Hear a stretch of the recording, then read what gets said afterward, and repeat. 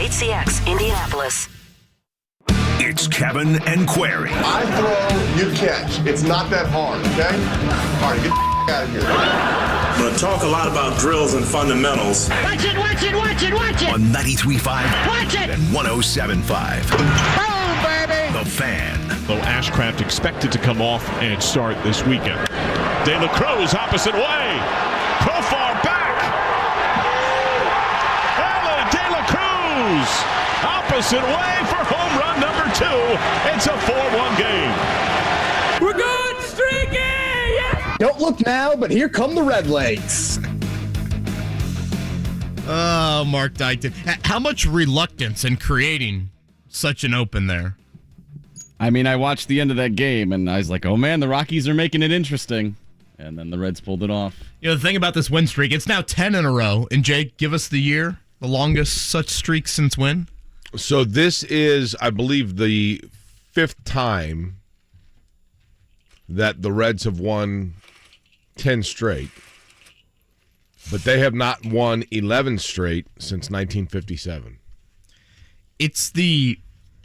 Obviously, 10 is 10, but just like the entertainment value, I mean, to Mark's point, last night was not something that was just some smooth sailing. Oh, yeah, we're going to coast here in the 9th inning. They have been quite the entertaining product here, and kudos to Mark Dykton, diehard Cubs fan, going out of his way for a nice Reds open there. Good for you, Mark. It's rare that I'm the bigger man, but I am today at least. Credit to Mark for that. Good Wednesday morning to you. Kevin Bowen, Jake Query, and Mark Dykton. Boys, longest day of the year? I love it. It's my favorite day of the year because for that reason. And there's no bigger buzzkill than when it rains on days like today because you're like, the buzzkill's this. That means starting tomorrow, the days are getting shorter. Is there any bigger misnomer than summer technically not starting until June 21st? It's been summer for what, over a month? Yeah, no question.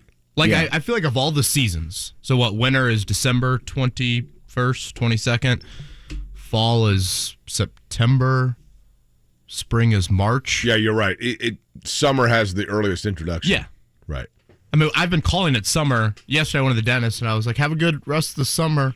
I'm like, it's not, I guess technically it's not even summer yet. I recall when I was a kid once on the 4th of July watching the fireworks downtown, and my mom saying, 4th of July always makes me sad because it means summer's coming to an end.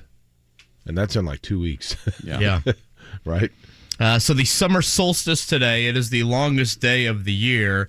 I mean, I'm sure we'll talk about it because we certainly did a lot yesterday. I say this in all seriousness. As they continue to look for the missing summer rain, the fact that they get the most daylight of any day of the year is a great thing. And looking for the submarine? Right. Yeah. Okay. They're like... Oh, boy, are you still laughing about this? No, I'm not laughing. What would you call what you just did? I was laughing at the thought of the fact of like, come on, guys. we got to look for this thing by 9. The fact that it's the longest day of the year is good news. I mean, it's better than December 10th. Well, it might have been chilly in December. Is that it? So what you're saying is if the fellas make it out of the little capsule, at least the water's warm? No, I'm saying that the search and rescue teams have got a lot more daylight to work with. Does the oxygen know that it's the longest day of the year, or does it still go on its own? Okay, obviously that is an issue. Here's my other thought. So last night, for those that are unfamiliar, there's this, we'll call it a subvessel, whatever it is. It looks literally like a septic tank that some guy put together and decided that he and 4 other people that he was going to take as passengers that have paid $250,000 each. They're going to go to the Titanic wreckage to look at it. This rudimentary capsule they put together, which is basically a concrete Tylenol tablet that is run by an Xbox controller and has lighting on the inside from Camping World. It has disappeared. There's thought that it might have gotten stuck in the wreckage, like that it might have gotten trapped or entangled in the wreckage. I also saw that the one window that it has, that window was tested up to 1,300 meters of water pressure, which is roughly 40% what the water pressure is at the level of the Titanic. The pictures are horrifying.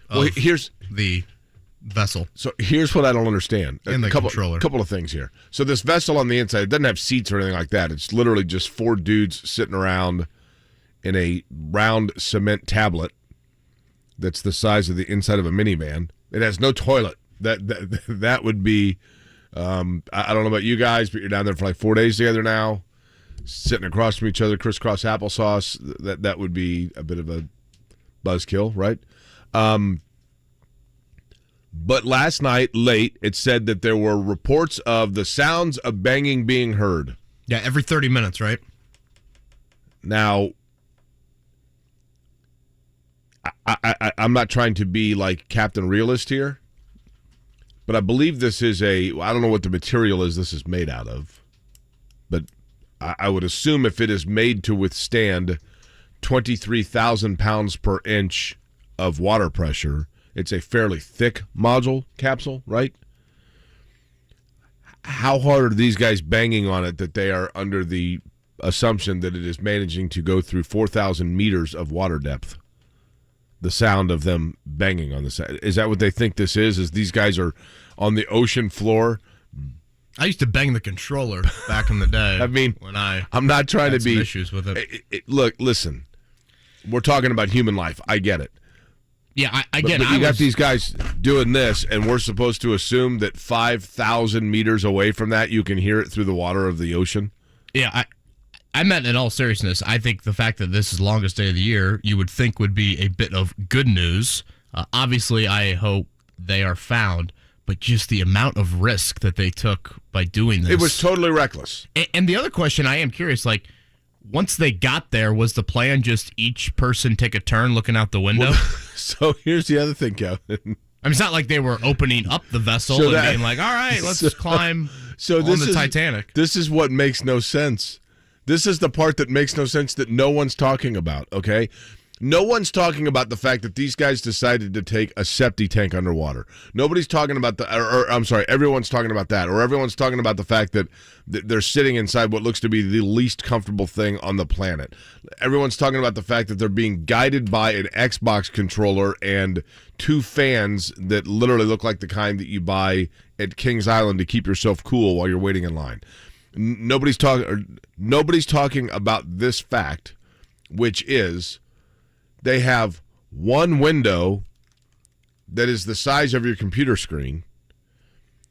They're going into when I say pitch black, supposedly like the last mile and a half of the journey down to the ocean, it is not just pitch, like it is pitch black. And they have screens on the inside where they're lighting it up and then looking through a computer screen, like a television screen. Well, I could do that right now on YouTube. People have done this. There's all kinds of video down there. I'm like, I don't know if it hasn't changed. I don't think that, like, they didn't redecorate the Titanic, right? So they're going all the way down there to float around it while watching videos that you can see basically on YouTube. What in the hell? I mean, I would have been thrown off the second I saw that vessel. They're like, oh, you're getting in here with 4 other people. I'm like, yeah, I'll stay ashore. Yeah, Maddie had an audible gasp last night when she saw the pictures. Just like, horrified that, like, oh my gosh, that's what they're in? Yes. And, like, you just can't even imagine being in that. I know everyone is on the edge of their seats. It's literally like going to Disney World, flying to Disney. Not even that. It's like riding your bicycle to Disney World to then get a room at the Motel 6 across the street in Orlando to watch Fantasia and then go home. Well, we are That's what talking these people about are doing. A potential loss of life. Not sure the Fantasia I get it. Analogy is I get it, but like there. there's also obviously, Kevin, I mean, you're right. These are people's friends and family. I get it. There's a level of arrogance about this, though, that is through the roof. The scariest thing to me is that they're bolted inside by 17 bolts. So even if they somehow floated to the surface, someone still has to see them and be able to get them out of there. Like, they're still stuck inside the sub unless someone undoes the 17 bolts that's holding in the top of it. I saw an article yesterday that said a psychologist predicts that panic may be ensuing. Really? I took Psychology 100 online, and I can tell you that. 36 hours away from the NBA draft. Tomorrow night, 8 o'clock, things will get underway for the Pacers. Again, 5 picks, 7, 26, 29, 32, and 55. We'll get you set leading into tomorrow night. On the Colts front, I think a couple of angles that some news that kind of came out yesterday. The NFL had a conference call regarding the league's gambling policy. There are a couple elements of it that I do find don't make sense, to be frank, with it. I don't say that to all of a sudden, give Isaiah Rodgers this pardon for what he reportedly did, if he did indeed do that. But still, there are a couple things that I'm like, that does not make sense to me whatsoever from a gambling policy standpoint. But again, leading in tomorrow night with the draft, Alex Golden's going to join us coming up at 9 o'clock. Charlie Clifford, 8:30. Speaking of the Reds, Charlie Clifford here from Wish TV. You obviously heard him on these airwaves. He's now in Cincinnati working for the NBC affiliate there. And boy, quite the introduction to that market. Did Charlie Clifford spark things for the Reds? I thought it was my Carb Day performance. That may be.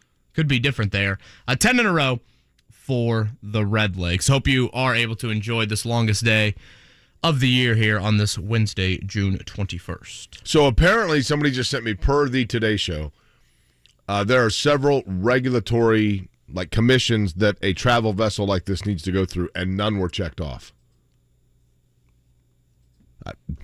I mean, again, from a compassion, humanitarian standpoint, of course you hope they're okay. But what are we thinking here? What are we doing? I had a tech teacher, John Davis, that oftentimes when kids would act up in class, he would drop the phrase, "What did you think would happen?" Right. Now, Mark, you tweeted out an interesting, I thought fascinating, video, like a computer simulation of the depth of the floor of the ocean, right? Yeah, it was horrifying.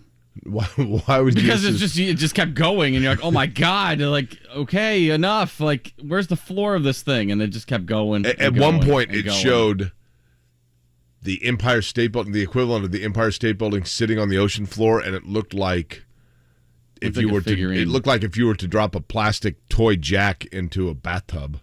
You know, and what I the mean? Statue of Liberty in there and all that other. It's like, oh my goodness. But yeah, it just kept going and going. There's a part where it stops and shows the Titanic wreckage where it's at, and then just keeps going and bottoming out. You're like, oh my god. I didn't realize the Pacific Ocean's the deepest. It's 8,000 feet or something. Oh, it's longer than that. Let me see. Meters, I guess. Meters. Yeah, it's what's the longest? I want to say.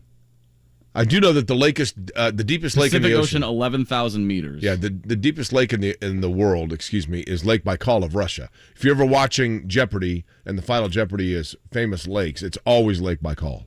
Always go with that or Magna Carta, if it's famous documents.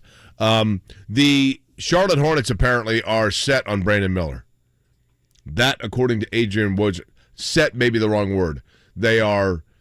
How is it that Woj always says it? They are zeroing in on. Oh, yeah, I forgot Woj plays that game tomorrow night. I think that makes sense. I think LaMelo Ball, Brandon Miller, that's a nice duo. Obviously, LaMelo Ball has battled some injuries. Is Gordon Hayward still hanging in there with Charlotte? Has he still got another year on that contract? He is basically their third or fourth guy. Not bad for max money, but... ESPN, Jonathan Gavoni of ESPN, their draft analyst, mentioned yesterday in his mock draft the Pacers trading for a veteran, and he listed 3 names: Tobias Harris, DeAndre Hunter, and Dorian Finney-Smith are options that could be explored as well. I think he ended up having Taylor Hendricks there at number 7 to the Pacers, but the veteran market, how everything plays out over the next 36 hours, and I know this is probably not something that maybe a lot of Pacers fans want to think about in regards to tomorrow night, but if you are unable, I think, to move one or multiple of these picks for a veteran player, Jake, I wouldn't be opposed to move that pick for a 2024 first rounder, because you are getting to a point in this rebuild where if you look ahead to future years, You don't have multiple draft picks as of now. And the cap space situation is not going to be as abundant as it is currently. Obviously, potentially later this summer, you're giving Tyrese Halliburton a well-deserved, significant contract. And so the amount of flexibility and optionality, the words we often hear, and Kevin Pritchard's done an outstanding job in creating that for this franchise and the rebuild, that's not going to be there. So I do think if you get to a point tomorrow night and, well, we already drafted someone at 7, we already took somebody at 26, here we are at 29, we got another pick at 32, I would not be opposed to that, because I think you've got to make sure that you continue to set yourself up for different avenues to acquire talent moving forward. And to me, that's not delaying anything. I think it's just committing to what this rebuild is all about and making sure that in future years, when you are going to be in positions to hopefully acquire one or two piece that could put you over the hump, I do think that is something that this team should explore. One of the things to me, Kevin, that's fascinating about the NBA draft, you look at it right now, or when you watch the draft itself, they're going to show you, there's the profile pictures in the background of Brandon Miller and Scoot Henderson and, Hendricks and all these players. And then you talk about, well, the Pacers could go out and try to get themselves a veteran complementary piece. Now, give me the names that you just mentioned. Yeah, there, Tobias Harris, DeAndre Hunter, Dorian Finney-Smith. All of guys that, when they came out, their picture was the one that was floated, and Hunter was a really high pick, wasn't right? And they are the same ones. They got to get that guy. I'm telling you, my team's got to get that guy. He can play. And then, you give it a year or two, and for the most part, a lot of guys, they just become. And there's nothing wrong with being important pieces, but I think that we have in our mind that the NBA draft is all about getting the big splash guy that is the franchise straw mixing the drink. And when it comes down to it, oftentimes, I've told this story 1,000 times. I mentioned it yesterday in our meeting when we were talking about Trace Jackson Davis. I had a conversation once and again, I always resort to, there are two great Pacer era teams for this market for people to relate to. The one is the Paul George, George Hill, David West group. That group was obviously very, very good. And then the other is the team that went to the finals. And of the team that went to the finals, you had Reggie Miller, you had Rick Smits, you had Jalen Rose, you had Chris Mullin was a complimentary piece. Sam Perkins played well for them. Mark Jackson, obviously. And then the Davis brothers, although Antonio was not on the group that actually made it to the finals. And in talking to the Pacers brass of that era, it was fascinating to me. Reggie Miller was the star and was the guy that everything went through, etc. But in the build of that team, and Donnie Walsh told me flat out, Dale Davis was the most important piece of that team. That was the most important acquisition I made of any of them. And yet, the year that they drafted Dale Davis, Kevin, I'm assuming there were a lot of people that were like, who? This guy, he averages like 11 a game at Clemson, but he did exactly what they needed and didn't have on their roster, and that opened up everything that they had envisioned that their franchise wanted to be. And that might be where Indiana is right now. They may draft a player tomorrow night that doesn't overwhelm you, but in the big picture, it fits exactly the peg wedge that they need for what they have envisioned. But it's a 2 to 3 year peg wedge. Is that a golf club? I always thought of that as Trivial Pursuit. The little peg, it's like the little slice of pie. Got it. Now, yesterday, speaking of peg wedge golf clubs, we did that yesterday. We did. You were an impressive driver. We did swing the sticks a little bit. We were down at the back nine. Look for that video promo coming up. Less than 3 weeks, July 11th. That will be the back nine, the fan golf outing presented by Franciscan Health. And so yourself, me, and JMV. I thought JMV could swing it a little bit. Yeah, he did. He had a nice swing. I thought he certainly could. I've never touched a golf club in my life. How obvious was it? There were some moments where I certainly saw that. But the beautiful thing about the back nine, you're on a nice, elevated multiple levels. You're hitting out into a, massive turf. Field isn't the right way to describe it. Driving range, and the ball just rolls. And so some of your shots, especially when you were low, when you kept it out of the wind, it was a windy day yesterday. When you kept it out of the wind, Jake. That's right. Well, I was trying to feel the ball was wind out. rolling. Little British Open type atmosphere yesterday at the back nine. So hopefully you guys can join us for that. Again, all skill levels certainly welcome. Some food, some music, some drink.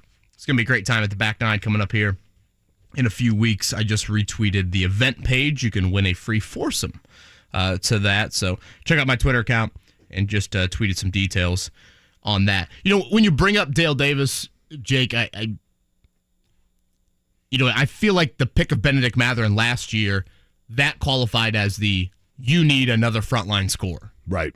Whereas now we shift the focus into where we're at on draft's eve this year. And to me, again, it's that defensive-minded wing. And the nice thing about the Pacers sitting there at 7, it seems like in their little cluster around them, it's a lot of wings. And in Jarris Walker out of Houston and Taylor Hendricks out of Central Florida, they are different types of players, but to me, both of them have that defensive mindset. Walker's probably more of the powerful guy at 6'8" and 230. Hendricks a little bit longer of a prospect, wingspan really long, and so does Walker, but I would say a little bit more just lankier, maybe, is how you would describe him.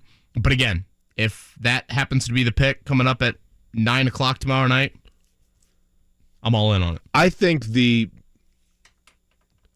me, you have your guy in Tyrese Halliburton that is your offensive creator for the Pacers. You have your guy in Benedict Mathurin that when he gets the ball can get his own shot and has a nasty competitiveness about him. You've got your guy in Isaiah Jackson that can make exciting plays around the rim, and you have Miles Turner that can protect the rim and facilitate transition and hit some shots for you offensively. What you need now is the guy that takes wing defensive pressure off of Halliburton or Mathurin, and the guy that offensively is kind of a space eater that frees up lanes for them to get where they need to be to score the basketball, and that nobody wants to mess with. An enforcer. A Dale Davis type, quite truthfully, is what they need. And I know that Dale Davis types, it's different now because you do need a guy that can score a little bit on the wing. But if you can get, like, this is probably ridiculous to say, but to me, Kevin, because I admittedly have a man crush on him, but the kind of player that this particular Pacer group needs is a Jay Crowder. You know what I mean? A guy that will hit threes for you, but also like people look at and just go, oh gosh, just score on the wing, we got to go through that guy. And I think there are some people out there that believe Jarris Walker has a little bit of that sort of skill set to him. So again, 8 o'clock tomorrow night, I assume. Mark, do you know? Yeah, we have coverage, right? I believe so. It looks like 7 o'clock is when our coverage begins tomorrow night. 8 o'clock is when everything will get underway with the NBA draft. Again, Charlie Clifford going to join us coming up at 8:30. Charlie in Cincinnati, working for the NBC affiliate there. Mark Dykton's absolutely, I would say, maybe the greatest show opening in the history of the show, there to lead things off on the Reds winning 10 straight games. So we'll chat with Charlie about that. And it's just wild to think you have a serious question right now about the Cincinnati Reds of, should they be buying at the trade deadline? But that's like where you're at right now. Yeah. I mean, the NL Central has got a little AFC South feel to it. Hell yeah, right. And someone's got to win it. And, I mean, obviously, baseball and playoffs, anything can happen. So Charlie's going to join us at 8:30. We're going to have Alex Golden at 9 o'clock. I'm curious when Alex hops on with us. Obviously, Pacers draft focus. Is there anybody that we haven't given enough attention to at number 7? If there's a name that maybe qualifies as that, I think it'd be Anthony Black out of Arkansas. A little bit more of a guard focus, a great driver, very, very streaky shooter, and that's probably giving him a compliment. Are you too jumbled back there? Is it still the best player available? Again, the Pacers have been and important Pacers people, Carlisle, Pritchard, have been very public in saying defensive-minded focus has got to be there. So I think that would cross off, a little bit more of the guard-focused guys in this draft class, but you never know what's going to happen coming up tomorrow night. So we'll chat about that. And again, get into the Colts conversation on a little update from a gambling violation standpoint there. And Jonathan Taylor contract talk here on this Wednesday morning. Happy summer solstice. Happy first day of summer. It's officially the first day of summer, right? The 21st? It is. Longest day of the year, like you said. And it's supposed to be cloudy by like noon, right? So enjoy it now, yeah. Good Wednesday morning, I team. like Kevin. Longest day of the year. That's good news for the guys at the bottom of the ocean. I'd say that in all seriousness. A little longer sunlight, boys. Am I wrong on that? Not down there isn't. We're 2.5 miles below the surface of the water. I'm talking about the search and rescue efforts.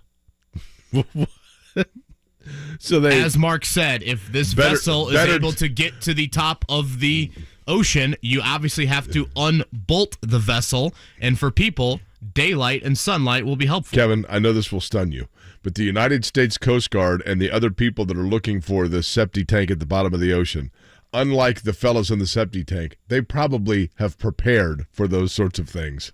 They actually brought along like a flashlight, right? They're not running around with a couple of fans and an Atari controller trying to move to 4 miles below the surface of the water. Jake's giggles about these 4 losing their lives right now. It's actually 5. Good Wednesday morning, team. Kevin and Query right here, 93.5, 107.5, The Fan.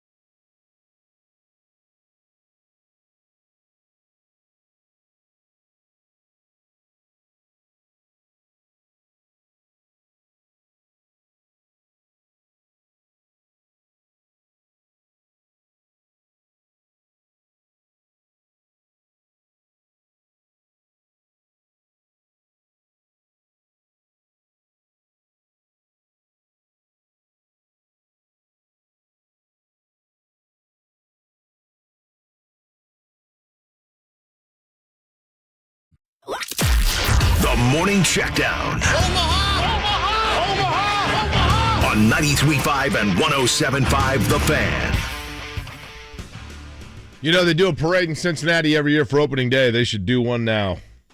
Because the Reds continue to do Reds things, right? Don't look now, but here come the Red Lakes. 8-6 winners last night over the Colorado Rockies. And I think, Kevin, the big thing about this 10-game win streak that's exciting about the Reds, not only that it put them in first in the division, but also it happens to coincide, whether it's, somewhat coincidence or not, with an exciting young prospect that seemingly is just bringing energy to everybody. And then you add Joey Votto, the veteran, as well. Yeah, obviously a ton of homegrown talent, but Ellie De La Cruz tops the list. Here was the home run last night from the young star. Though Ashcraft expected to come off and start this weekend.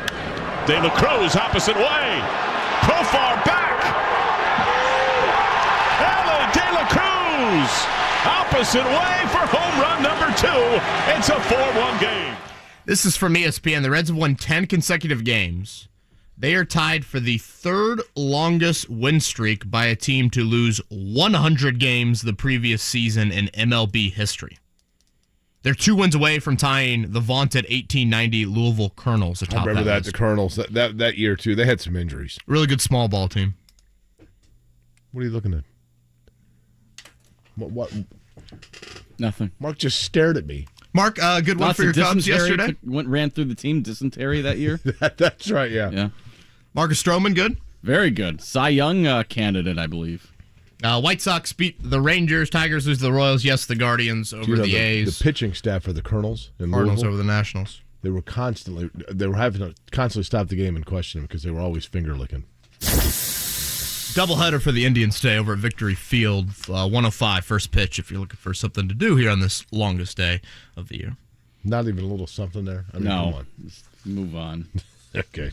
Did you mention the cute fellow won yesterday? I don't think I did. Orioles over the Rays, 8-6. How about your Diamondbacks in our race for PBR? Lost. Oh, well, what do you know? 7-5 to the Brewers. That's unfortunate. Mm-hmm. The Athletics, were they in action yesterday? Yeah, they lost. I Lost mentioned that. 3-2 to the Guardians. Okay, sorry.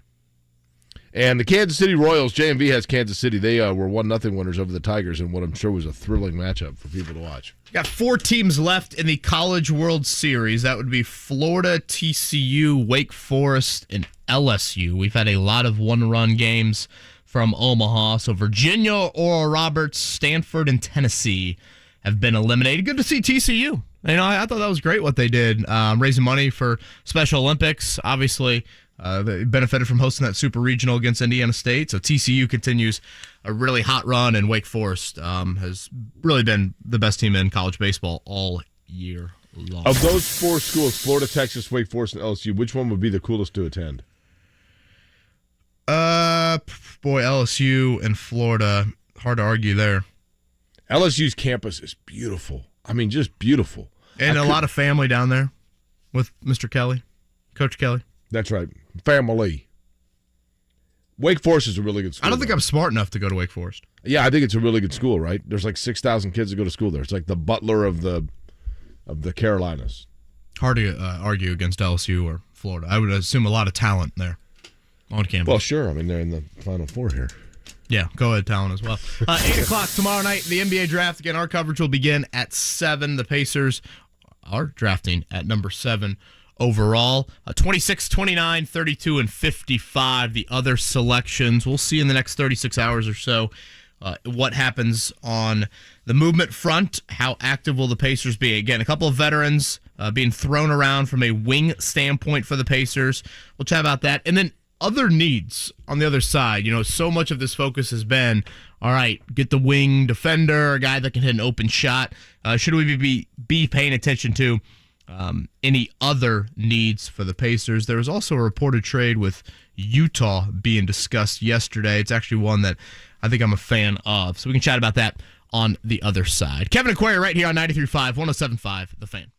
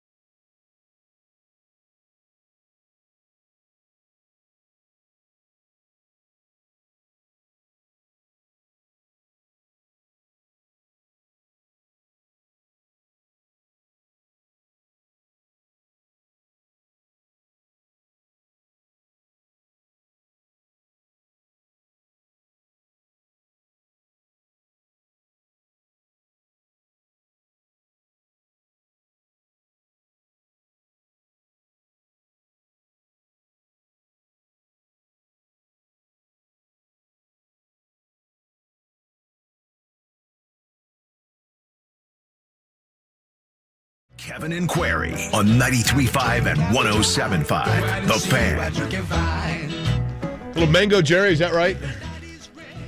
To start us out here on the longest day of the year, the start of the summer solstice. Easier for me to say. Good morning to you, Jake Query, along with Kevin Bowen, Mark Dykton here as well. Kevin and Query, 93.5, 107.5, The Fan, on a gorgeous start to a Wednesday morning and the eve of the NBA draft. One of the things, Kevin, as we take a look at Indiana, their multiple picks, we've talked about where, there seem to be 3 or 4 players that are most often discussed for the Pacers. The other thing, too, that we haven't talked a lot about, we mentioned it yesterday, it's looking more and more, and I don't know if this is coming from, like, information from the team and or agent or just what seems to be a natural fit. But it seems to be almost a consensus amongst those who make their living prognosticating such things that Jalen Hood-Schifino is probably not going to slide past Toronto at 13. Is he too old school? Is he too mid-range? That is I think actually it's a really good question and point well taken. But I think part of it is that Jalen Hood-Schifino is the anomaly in that regard, right? And I think that people are starting to realize that while the multiplayer, multi-level guard is coveted, there is something to be said for guys that are a little bit unique like that and bring something to the table that is you're bringing a spice to the pitch end that nobody else brought, and so therefore, if people like it, you're going to be around a while. And when you think about the Raptors, they have all the 6'8", 6'9" wings. Fred VanVleet, a free agent. That fit there as more of a ball handler. Obviously, the pick and roll game is a place that he excels. But, I say the old school in that, not some dead-eye shooter. I don't think he's attacking the rim with just incredible athleticism. Obviously, still a really nice player. And, I've mentioned it before, I kind of think a little bit more potential of like a Malcolm Brogdon type skill set with Jalen Hood-Schifino. Jake, other Pacers needs. The wing defense is horrid. It has been for years now. Miles Turner just gets... You're just praying that Turner blocks shots to save the wing defense on a, night in, night out, trips down the floor. So we know that is the biggest need. Next on the list of needs, Jake, whether that be a skill, whether that be a position... where would you go? Outside shooting. Consistent outside shooting. And that's why, quite frankly, Kevin, I think they're going to be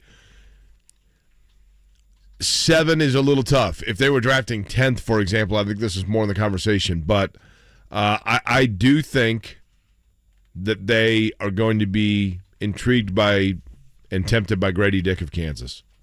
There was a reported trade being discussed yesterday with Utah. I guess Utah really covets Anthony Black, who we brought up in the opening segment, out of Arkansas, and they want to get ahead of, I think it's Washington, I believe is right behind Indiana, and so they would trade with the Pacers for number 7. The Pacers would move from 7 to 9, so they'd move back 2 spots. The Pacers would also then get pick number 16. So when you think about it, the Pacers' second selection right now in round 1 is 26. So you'd climb all the way up to 16. And what I'm curious about there is if you're sitting there at 9, could you still get a Taylor Hendricks? Could you still get one of these guys in Tier 3 you covet? And then when you come back at 16, I don't know if Grady Dick gets all the way to 16. And maybe this is too much of a bias from, certainly I was dead wrong on Arizona, but, actually had that UConn pick right from a national championship standpoint. Jordan Hawkins from UConn was outstanding in that run. And you talk about an elite outside shooter, a guy that just, when you watch him, you get vibes of like body type and his ability to shoot from everywhere of kind of, Reggie Miller, Clay Thompson, looking prospect. Would that be the path that you go down? And again, this gets away from the quantity of picks and gets a little bit more into the, hey, can you get into the, kind of high-end quality selections? That would be an avenue, because I do think Buddy Hield is a guy that has been so durable throughout his career, but he is in a contract year. And I think that skill set of him as an elite shooter can last for a couple more seasons, but I think you can never have enough. And so I would say outside of that wing defense, I would agree with you in that if you're able to find another really high-level shooter for your second unit and then maybe eventually slides into the starting lineup, I'm all for it. It's funny, though, because Hawkins is 21. People are like, well, he's a little old. I mean, really? But I agree with you about Hawkins. I mean, he's a guy that his ability to Jordan Hawkins from Connecticut strikes me as a lightning in a bottle guy. And sometimes you need guys like that. Buddy Hield is that guy too, to an extent, where like all of a sudden they get hot and it's just like, holy cow, here they go, and it can turn games or it can jumpstart games, and that's intriguing for sure. I do think that I do believe that if they had their choice, if both of them were there between Grady Dick and Hawkins, I think they go with Grady Dick because he's younger, and I think they think he's a more elite level outside shooter. But I have concerns, as I mentioned before, about Grady Dick defensively. Kelly, go ahead. I was going to say, if you're taking Grady Dick, it's because you're assuming that you're going to have to in the short term address defensively in other areas. Yeah, defense has got to be first, and then again, I think shooting would be second on the list. If you want to get a little bit into kind of what I wouldn't mind seeing with maybe one of those end of the first rounders, just some young 6'11", 7-footer. Super raw, develop. Turner is under contract for a couple more seasons. But if you are kind of turning the page with those backup centers, especially with Daniel Tice, I do think that is an avenue to explore. Kelly mentions this. I don't want to trade back and collect more picks. We need to package picks and trade up. Yeah, I certainly hear that. I brought this up to open up the show, and I know there are some people that don't love this line of thinking. But if you get late into the first round tomorrow night, and you're sitting there thinking, guys, look at our roster. Look at the guys under contract. We can't make any more selections. Where are we going to put these people? Like, you can't just two-way contract everybody here. I would not be opposed at all to trading one of those late first-rounders for a 2024 first-rounder, because this is a multiple-year process. And once you start to get good, Jake, that's when you look at it and you're shifting things from collect all the draft picks to trade draft picks for veteran pieces to get you over the hump. And, oh boy, we're at the deadline this year, and all of a sudden, we're the 4 seed in the East, and we really feel like we've got the right makeup, and we just need one more piece. That's what I kind of like down the road a little bit. And again, moving forward, you don't have multiple picks in future drafts like this. Your cap space is going to get a little bit tighter as you start to pay Tyrese Halliburton much bigger money. So that is something that I would not mind at all come late tomorrow night. You guys ever been to, yesterday, I was going to the gym, and near my gym, there's an old Target that's been vacant for a long time, and then in December it opened up as speaking of the NBA draft and how you're going through and you're looking at all of the different, there's a million different avenues you can go, and there's a million different picks you can take, and there's a million different ways that you can go with it. I've passed by 100 times on my way to the gym. I don't even know if I'm saying it right, Saraga International Market. Either one of you guys been to this? Can't say I have. No, I cannot say. So the original's on the west side over by Lafayette Square, but they opened one up in the old Target in Castle. Which has a ton of international cuisine, like in that 38th Street area, right off Lafayette. So I'm like, you know what? I'm curious what this is. Holy cow. Like, I don't know what I expected, but I could have spent a half a day in there. This might be my part-time job is working at that grocery store. It was the most unbelievable place. Like, sayonara, Kroger. It literally is 25 aisles of, like, you know how you go into a regular grocery store and you look up in the aisle and it says, like, coffee, chips, whatever. This one, it's by region of the world. And I'm not talking like generically like, oh, it's the Mexican aisle. They sell rice and, taco seasoning. Yeah. I mean, this is like, oh, I'm sorry. You wanted pistachio spread with red Ecuadorian chili in it? Okay, well, that's in the Ecuador section. I mean, it literally was cuisine and snacks and canned goods of every region of the world. And the other thing that was cool about it, and it was crowded. I mean, there was a good buzz and activity in there.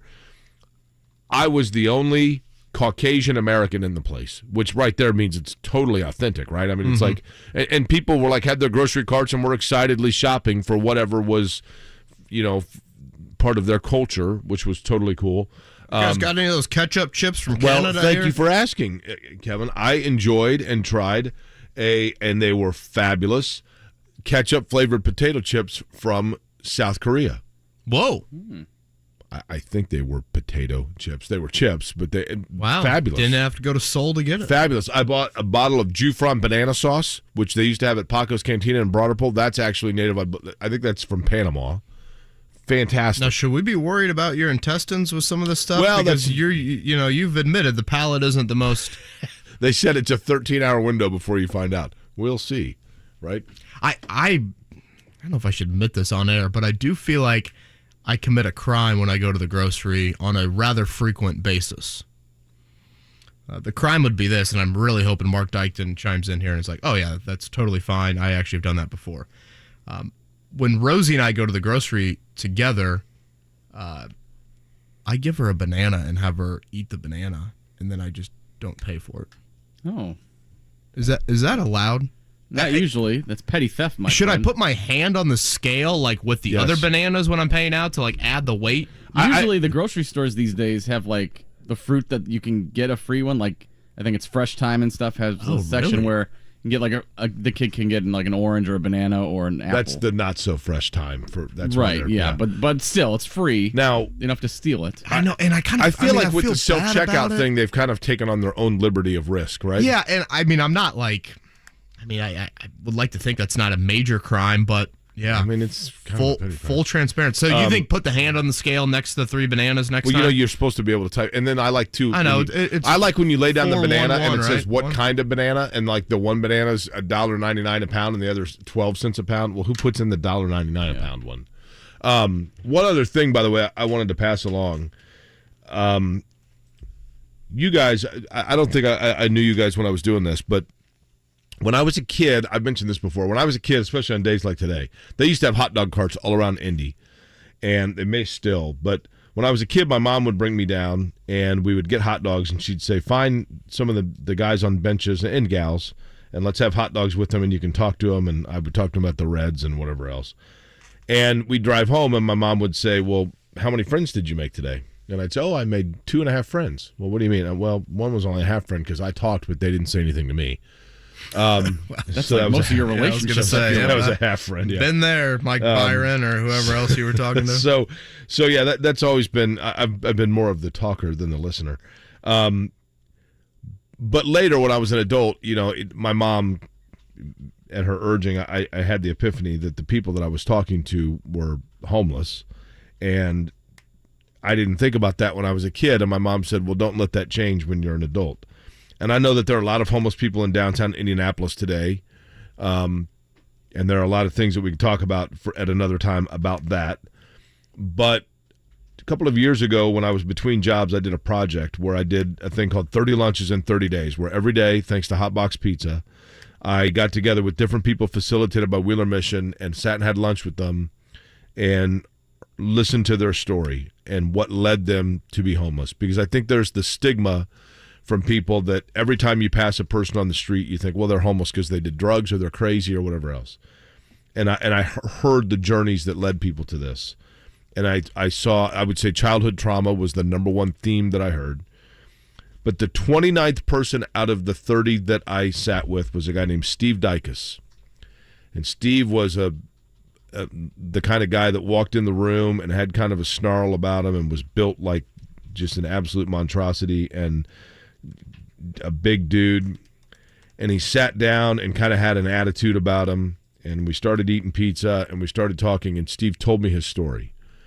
And Steve just started talking, and he talked about how he was orphaned at the age of 16 and he turned to gang life, and he'd been shot in the leg when he was a younger man, and he really had a lot of challenges.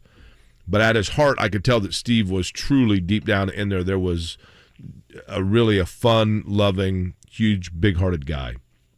So at the end of the lunch, Steve said to me, man, I want to thank you. And I said, well, why?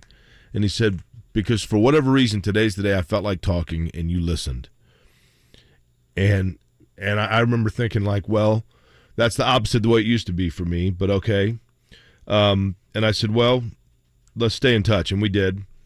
And Steve ultimately ended up getting housing. He lived in a temporary hotel that from the old airport that they used to house the homeless. And so when he got that place, he called me, and he was so happy and proud that he had gotten housing again, and then he got back on his feet. So we went out and had pizza again, and went to Kroger, and I'll never forget seeing him with that cart, and he was so elated. And I remember at that time, Kevin and Mark, thinking that we, especially me, I was raised, and I was fortunate to be raised in an environment where success was defined by what society deems to be success.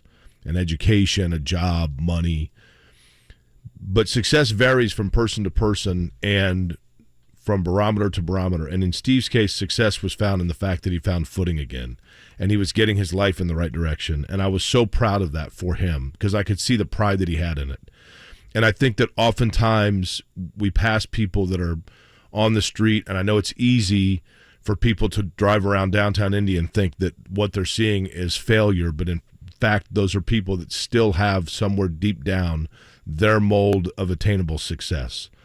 And last night, I hadn't talked to Steve in like a month, and I don't know why, but last night I just decided, you know what, I haven't talked to Steve Dykes in a while because we stayed in touch fairly regularly, and he actually ended up getting an apartment over near Irvington. And I texted him, and he didn't text back, and so we are Facebook friends. So I looked on his Facebook last night to learn that on Monday afternoon, Steve was shot and killed. And it really upset me because, you know, I've lost people. We all have, but that was different because it just was sad to me. But I took joy in the fact that I knew that Steve found his success. And so I just wanted to take 5 minutes today, or however long I just took, to remind people that when you drive past somebody that looks like a nuisance, that looks like an eyesore, and that looks like a lost part of our society, it is still somebody that in their own world has attainable their own success. And I am grateful to Steve Dykes that he taught me that. And for those people that were friends or family of him, I offer them the best, and I hope that they can find that he had his own victory. So I was thinking about Steve last night and this morning, and there's a lot of people that you see like out and about on the street that might be a Steve also. So I wanted to pass that along. So thank you for allowing me to do so, and Charlie Clifford's going to talk to us in 30 minutes because the Reds are the hottest team in baseball.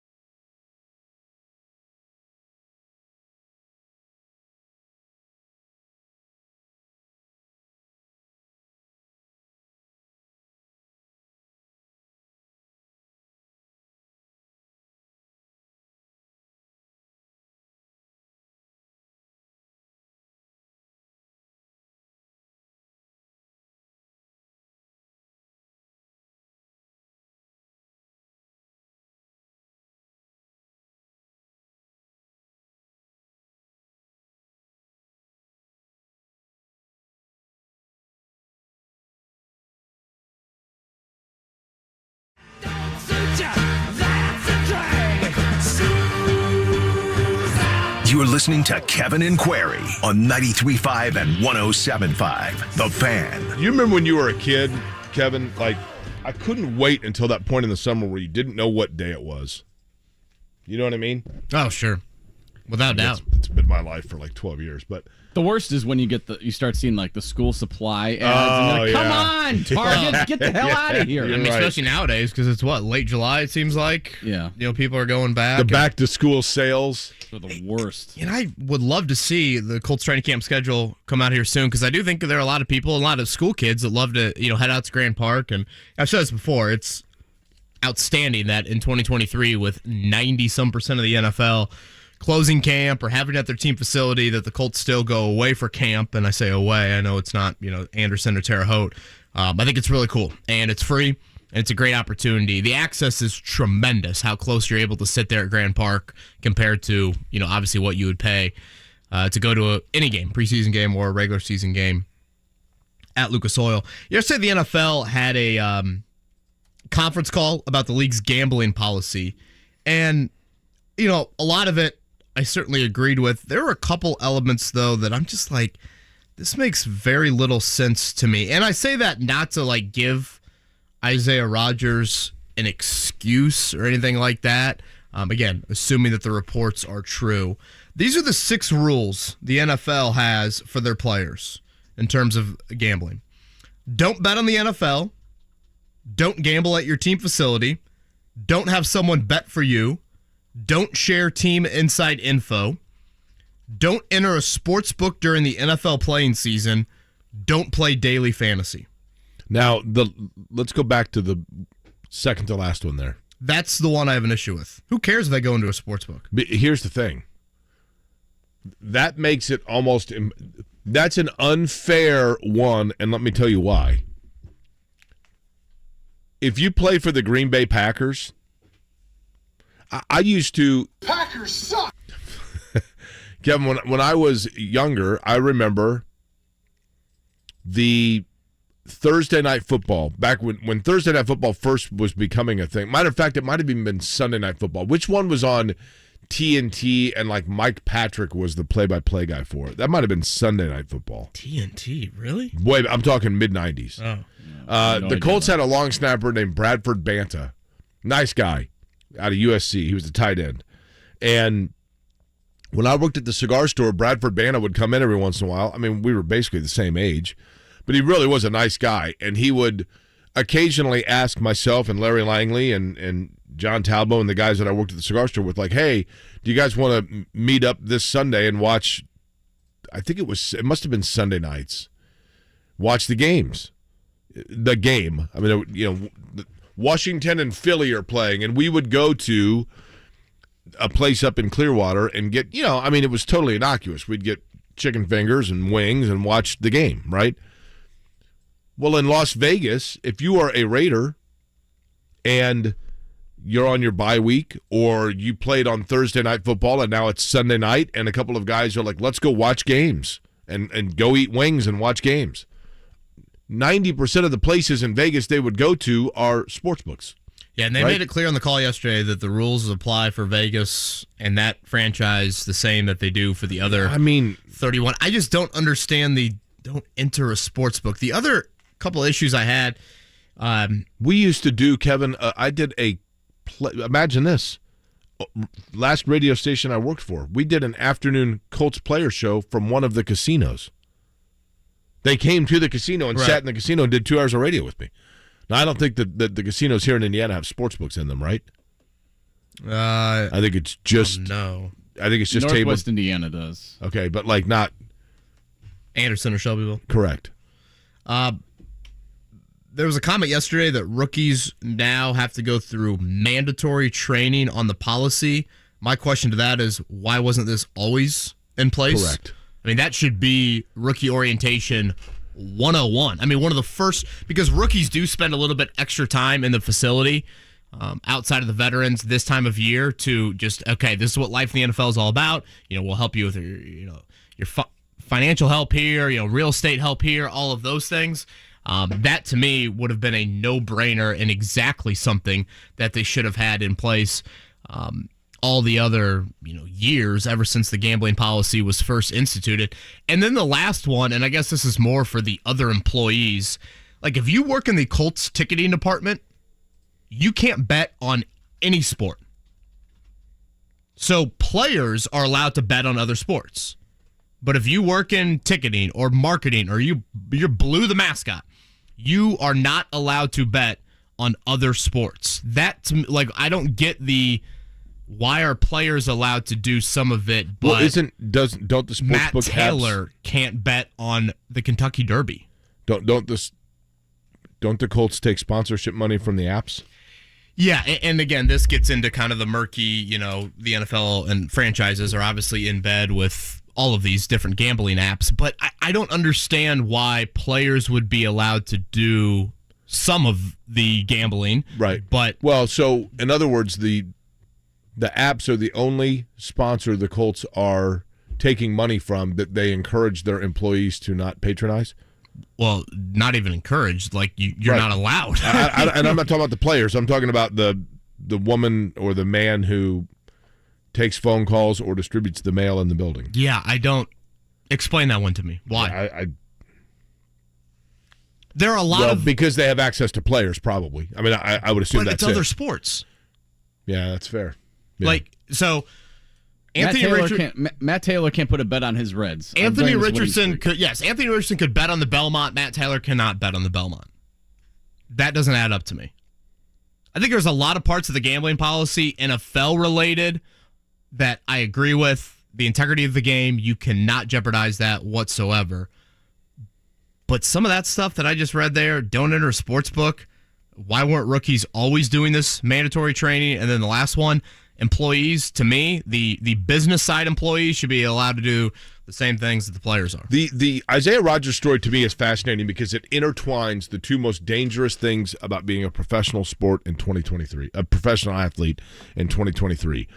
The two most dangerous things, the two traps, the two literally swirling like water spout that you can get pulled into if you're an athlete in 2023 are gambling, which has probably always been the case, and social media.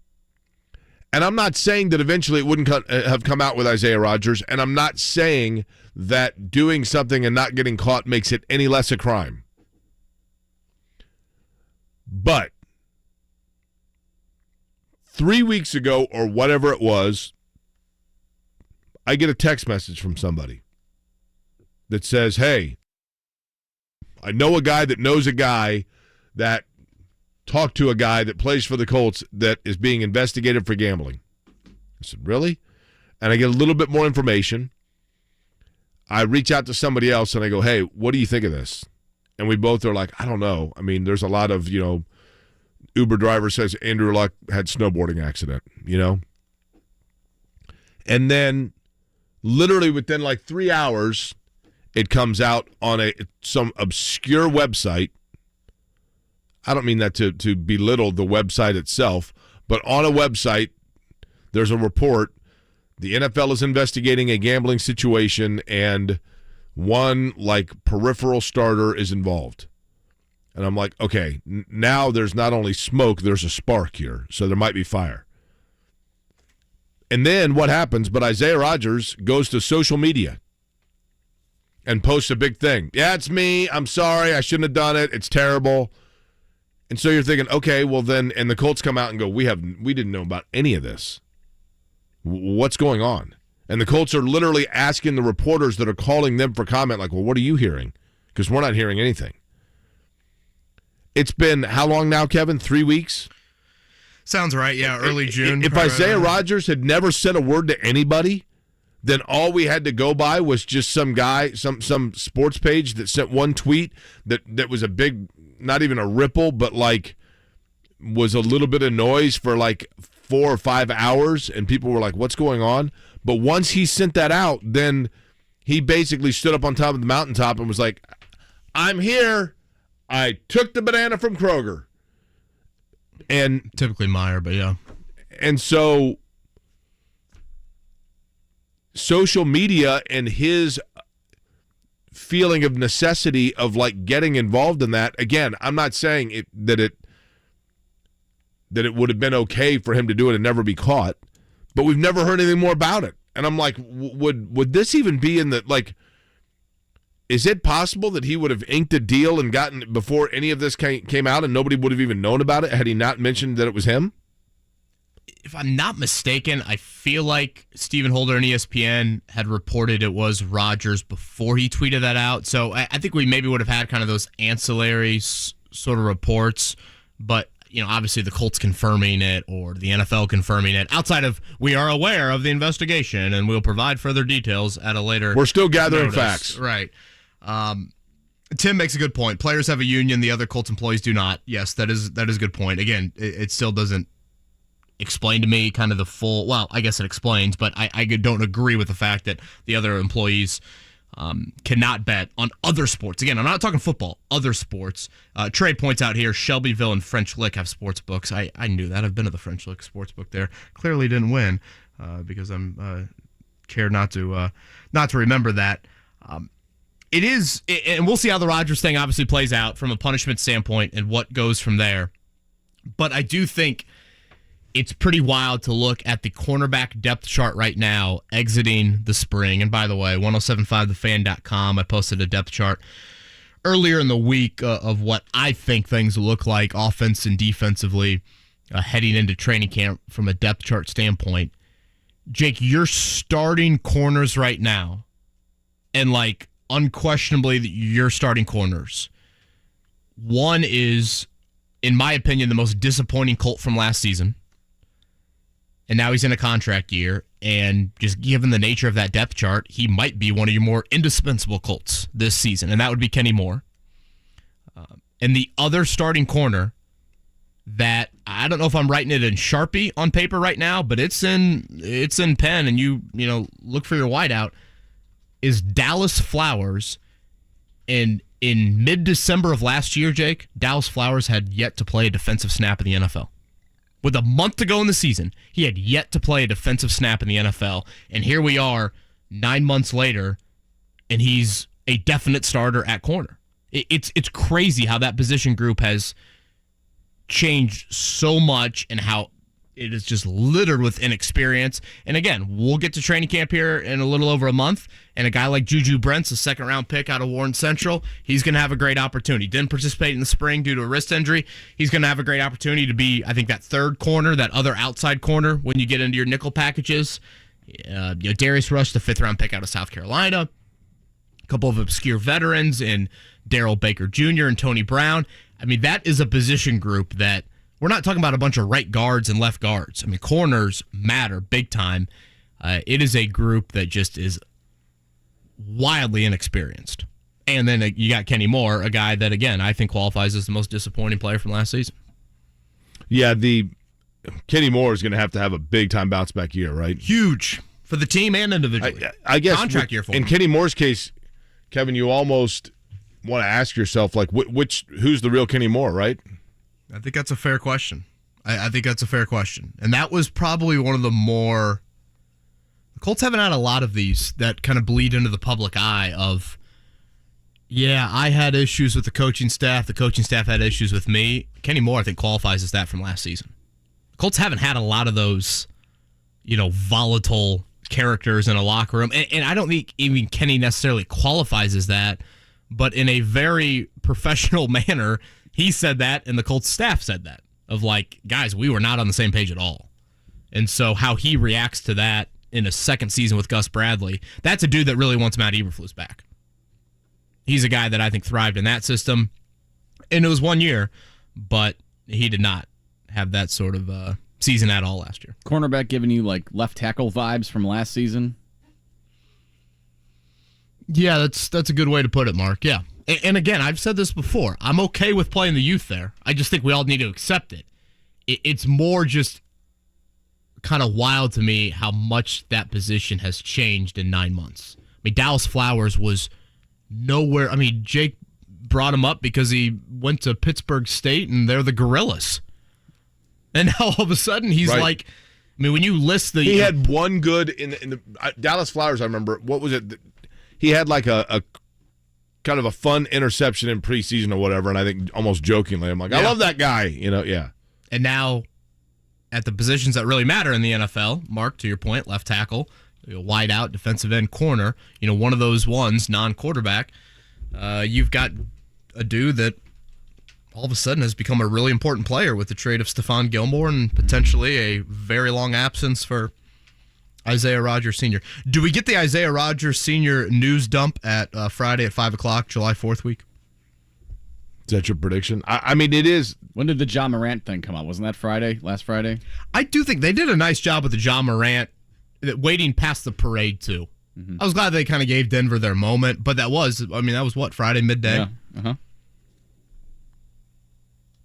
Yeah, I could see Friday, July 4th weekend. Dylan Brooks for the Pacers? Yeesh. No, thank you. That's the type of skill set you need, though. It's one thing to have a skill set. It's the other to, constantly go on and on about having it beyond your level of capability, right? I mean, he did not have a good playoff, obviously. Yeah, I would not do it, but it's that type of player this team needs. I saw yesterday, I forget where I read this, that Desmond Bane for Memphis is going to get a max contract. You want to talk about an obscure dude from the state of Indiana that is going to go down as one of the better modern the state of Indiana players, and is going to make a whole lot of money in his career. Desmond Bane's got to be close to the top of the list. It was the dude, a fringe Indiana All-Star? Yeah. Out of Richmond? Yeah. Didn't even go to Richmond. He went to a small school, right? That's Seton Catholic. And then goes to TCU. And talk about a hell of a career for him. He looks like a linebacker to me. Back to Dylan Brooks. Where does he end up? Did he talk his way out of the NBA? No. I don't think we're there, but that it will be really interesting. I mean, and also the Draymond Green. Is Draymond Green just a slam dunk to return to Golden State? I think Draymond Green could be Brooks' replacement at Memphis, right? Oh boy, John Moran and Draymond Green. Oof. Dylan Brooks gives me he's going to be on the Houston Rockets next year or something like that. Yeah, I mean somebody will pay for it. And this is probably a little bit of a slippery slope because I'm not of this thinking. I'm not of this thinking that the Pacers, Jake, they need guys in the community. That they need guys that choir boys. I'm not there, but I think you've got a really nice core in place, and by all accounts, off the floor, you've got some guys that Halliburton strikes me as the guy you want leading this. And again, Matherin's just edge I think is really important as well. I don't know if you want to bring in some dominant personality that could ruffle that. There might be a point in this rebuild where you do want to shake some things up, but I think for now, you continue to let Halliburton lead and Matherin be, kind of that different personality to play off him. I mean, it seems like, for the Pacers, let's be honest, their core is there, right? You got a pretty good idea. Yeah, I think you need one more, really important piece to it. Let's put it this way. What team, Kevin, give me a team of, a great NBA team of the last 10 years. Not like a one-year anomaly, but a truly great team. Golden State. Okay.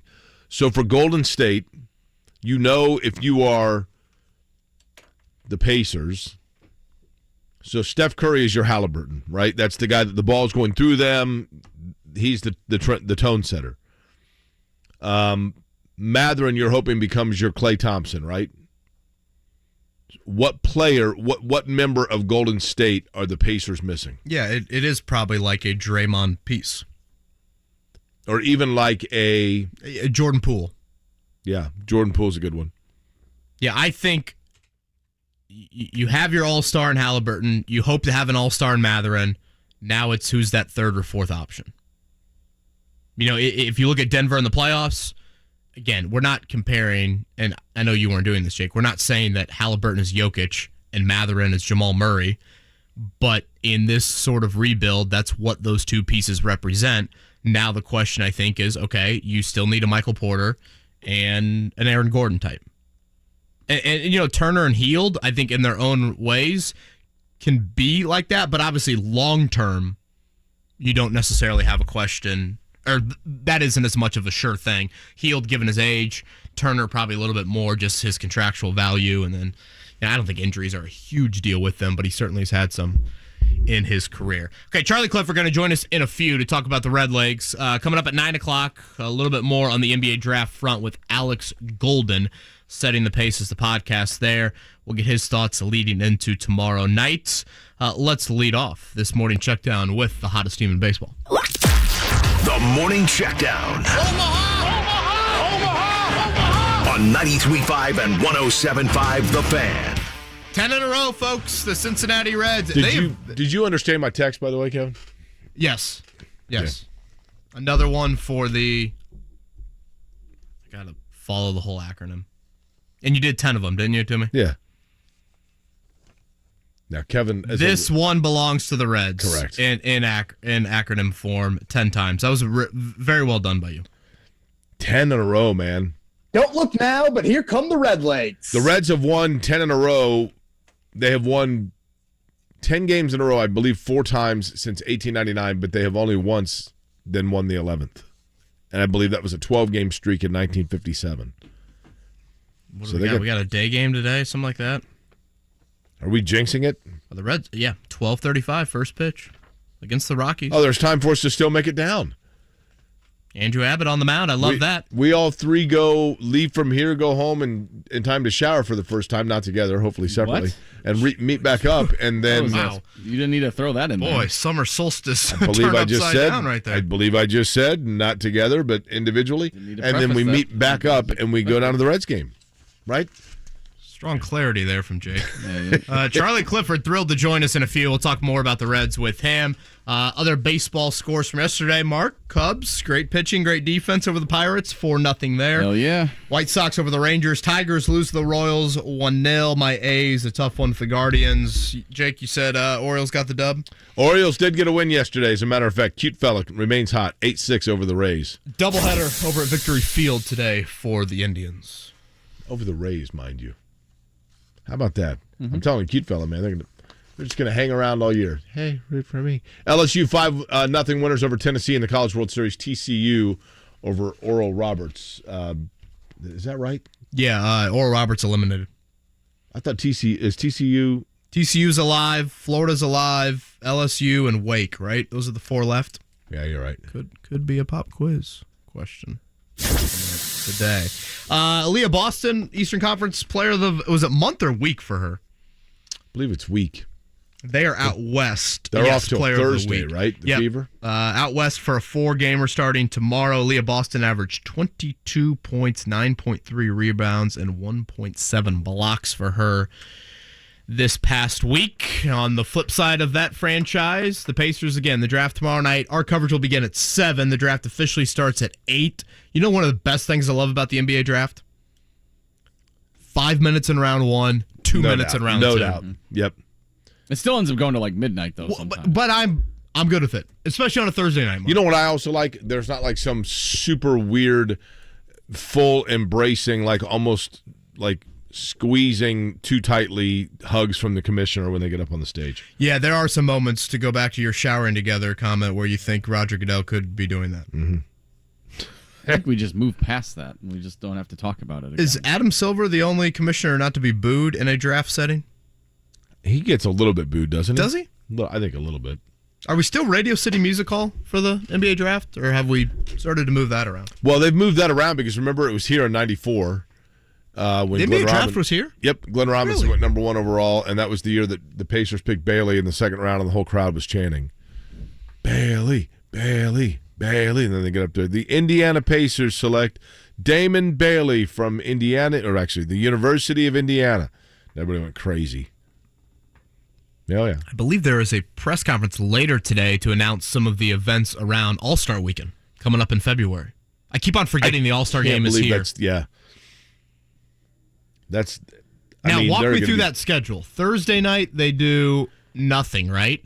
Friday, you get like the celebrity game and the futures game. The skills challenge, that kind of thing. Well, Saturday's skills, slam dunk, 3-point. I think Thursday might be, the game. Isn't there am I thinking of Final Four? Isn't there also a college 3-point shootout that takes place?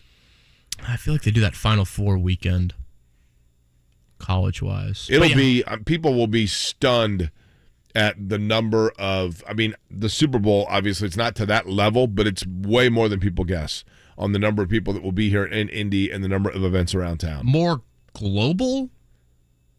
I think so. Infiltration, for lack of a better term, to the city versus the Super Bowl? Is that giving All-Star Weekend too much credit? No, I don't think so. I mean, well, certainly probably more global eyeballs. I mean, I'm sure globally the Super Bowl does massive numbers too, but that's just because it's in the U.S., whereas I think there's more actual knowledge of what's going on globally for the All-Star game. Charlie Clifford, he joins us on the other side. Again, the Reds, the hottest team in baseball. Charlie's with the NBC affiliate down there in Cincinnati. We will chat with him on the other side. Kevin Aquari, 93.5, 107.5.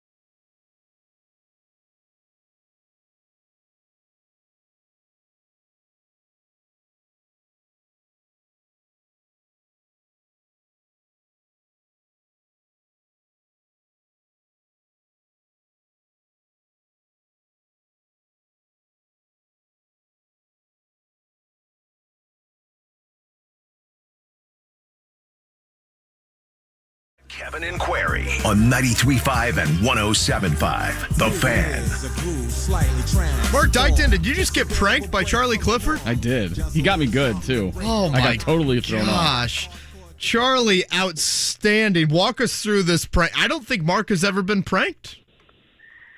First of all, great to hear your voice, KB. I may have screwed it up, but it did work.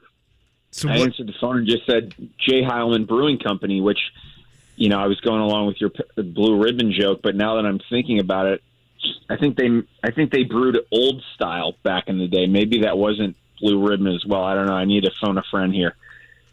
Outstanding. And Mark, your reaction was? I was like, wow, I must have really, like, because the 9 on the keypad stuck. So I was like, maybe I hit an extra 9 and I just dialed someone different.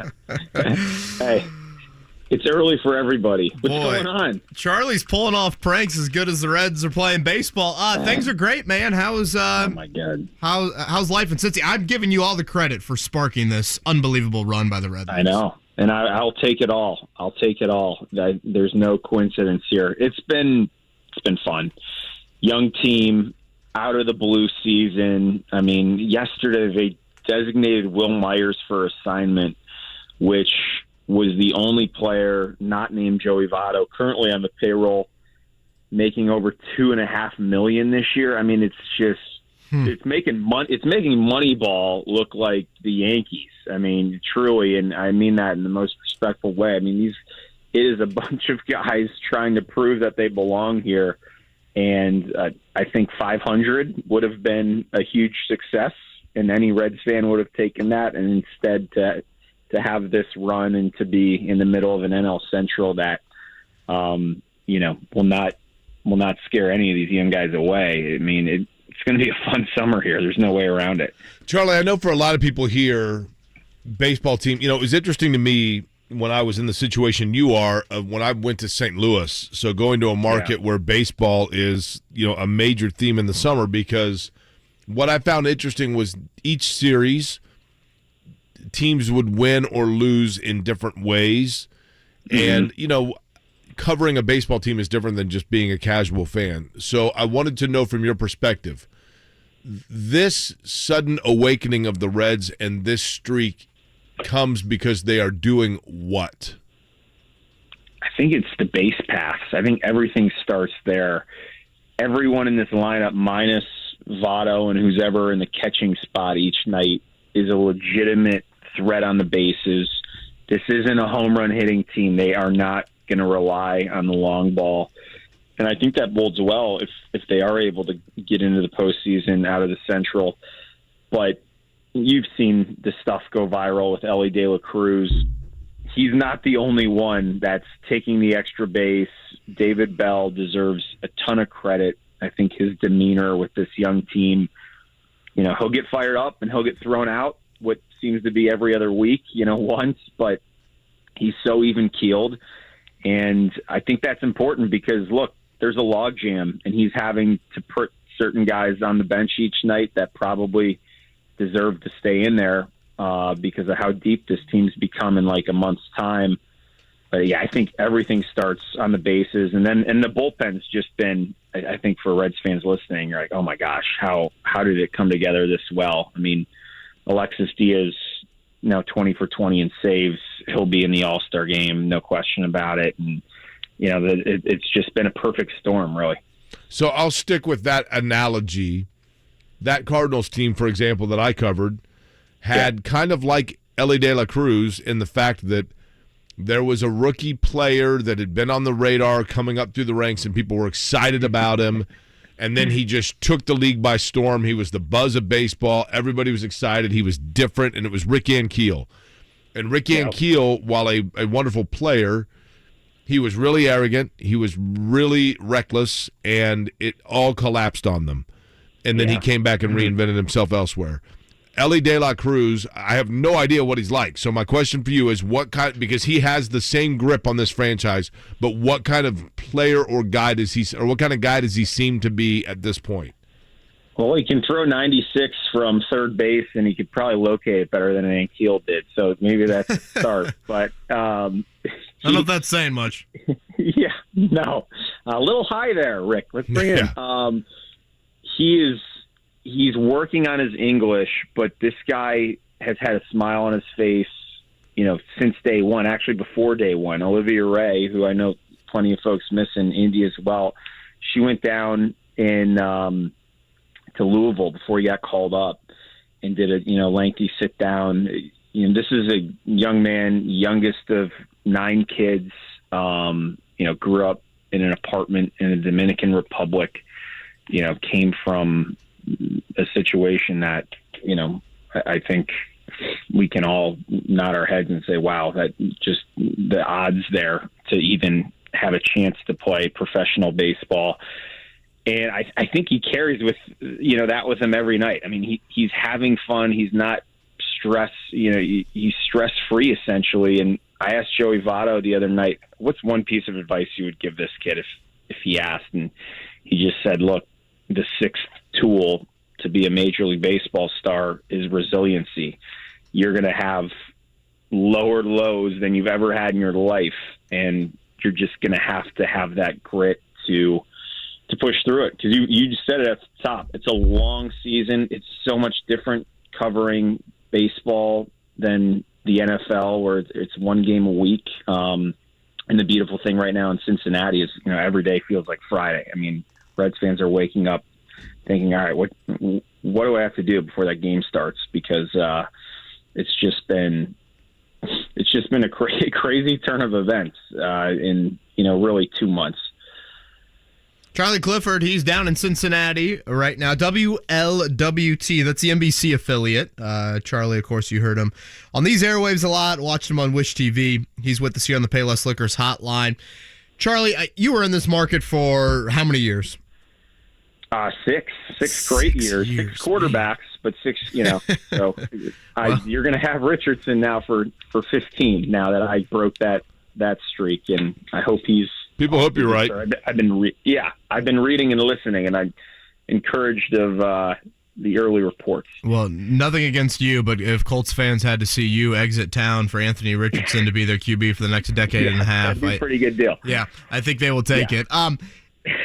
Who would you compare Joey Votto to from an indie sports scene? I'm such a sucker for atmosphere. I'm such a sucker for nostalgia and cool sport moments. I didn't want Wyndham Clark to win it all, and as soon as he made that putt and he lost it, I was kind of like, why was I not rooting for this guy the whole time? The scene with Votto the other night in his season debut, I couldn't get enough of it.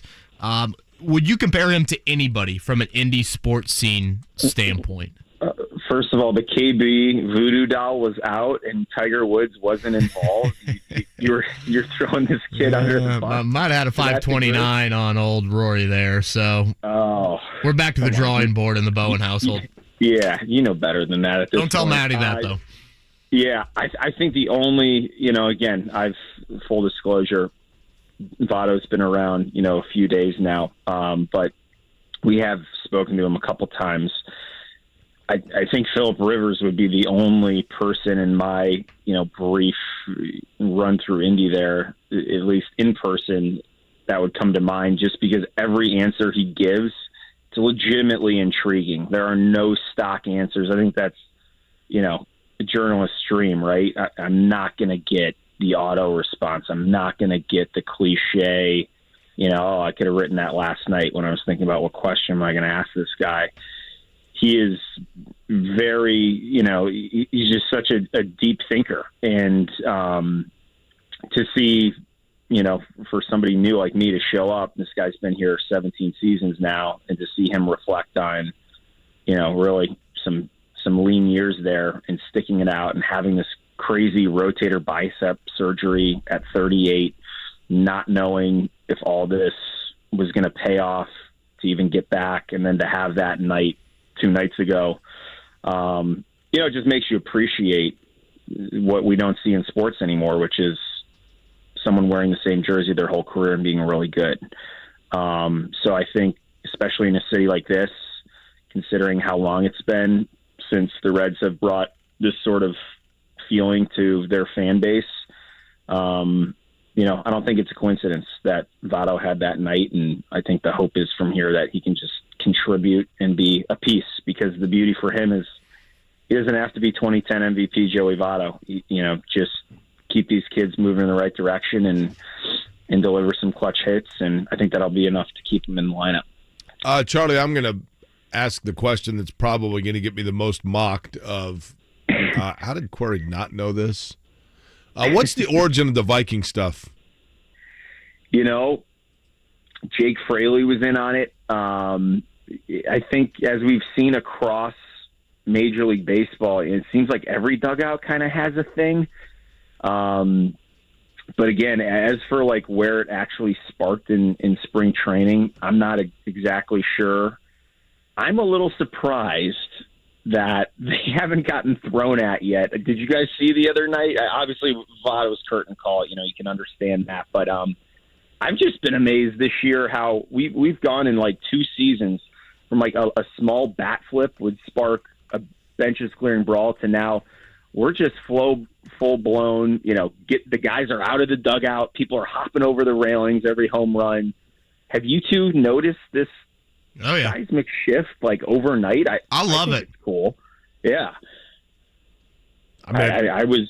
Baseball has too many. They kind of need it, right? Too many unwritten rules. Celebrate. I mean, honestly, it's probably more of a college thing that kind of bled into Major League Baseball. I feel like it's been very well. I mean, hell, are we going back to turnover chain? Should we thank the Miami Hurricanes for igniting all of this? Here's a question for you two. Because when I was in Indy, I didn't hide the fact I watched less baseball than I ever did in my life. Growing up a Cub fan, I was in the Brewers market for 2 years.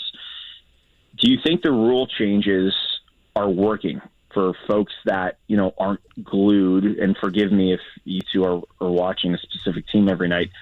Do you think these changes are absolutely making a difference for the casual fan? Yes, and I'll tell you why from my standpoint. Not necessarily applicable to me, but I'm not a soccer fan. I've been hearing about how soccer is the sport of the future since 1978. However, for young people, and when I say young, Charlie, I mean I'm probably going to go like, let's say 30 or 25 and younger. Yeah. They have grown up watching like Premier League, and that has, for that group, we live in a world now between social media, phones, everything else. The attention span is just much shorter, and people are in constant crave of a redirection of focus. And so therefore they want quick moving, right? They want boom, boom, boom, boom, boom, no timeouts, whatever else. Baseball had so much downtime that I think they were losing the younger person audience. And this keeps it moving. Yeah. And so I think that not only now, I'm not saying that immediately has gotten the younger people, but when younger people are watching, they're more likely now to stick around, because that's the beauty of a soccer match. The beauty of it is, it's 2 hours. It's a 2-hour investment. And this does shorten it up, and I think it makes it easier to watch games. Kevin, what say you? Yeah, I would basically check every box that Jake just said. I agree wholeheartedly, and I think the numbers back it up. I just feel like you now have an expectation when you turn into it of like, I don't have to commit, again, 3+ hours to it. And in this day and age, when everything's at the fingertip to entertain you, that's huge. So kudos to baseball for, again, getting away from the unwritten rules and adapting with the times. Yeah, that's interesting to hear. And I'm a fan of that, minimum batter rule, too. It just feels like the late game stuff, really stuff that the NFL is still trying to figure out. How do the last 3 minutes not take 40 minutes? When I think baseball's, college basketball's probably got the biggest issue with that. How many times we go into the monitor and right. Good call. How about NASCAR? Sure. How many? I won't make an Indy 500 joke because I know it's fresh and I know we're all happy. No, I get it. I get it. Yeah. Charlie, the reality is this. The reality is another red flag. I think people were excited by the red flag, by the green flag dash at the end of the Indy 500. But the reality is that the people that were opposed to the red flag, it's because they don't want to get into the slippery slope of the green-white checkered I've called NASCAR races where the last 10% of the race took up 70% of the time. You know what I mean? Casey Kane, and what was that? 17. Yeah, it was literally dark out. That was nuts. If I may, Jake, one of your favorite, maybe untold stories from May, since full disclosure, I'm missing Indy, often. It was so great, but especially May. I mean, that absolutely stunk not being there. As happy and as I'm thankful I am to be here.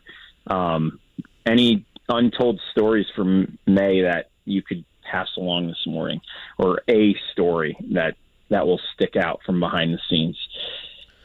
Boy, that's a really good question. I I've got to think about that. You've made Jake speechless. Yeah, I don't know. I will say this, and I'm sure you mean some crazy story from the bus lot or something like that. Something. You have a unique eye, and you tend to catch things. I'll tell you one thing that I thought was interesting. During Carb Day, which is a 2-hour practice, I was up there because we do kind of a rehearsal in Carb Day for the radio network. We go up and we call it a fax check. So we're just making sure that everybody's headsets work and we have our drop points down pat. It's basically a dress rehearsal. And they're doing the practice, and we're calling the practice almost like it's a race. I mean, literally, like we had to remind ourselves, this isn't really a race, guys. Like, we're sitting here like, so-and-so takes the lead. And I'm like, I don't do that. There's 30 cars out there right now. The one guy who I realized whose name that we weren't calling was Joseph Newgarden.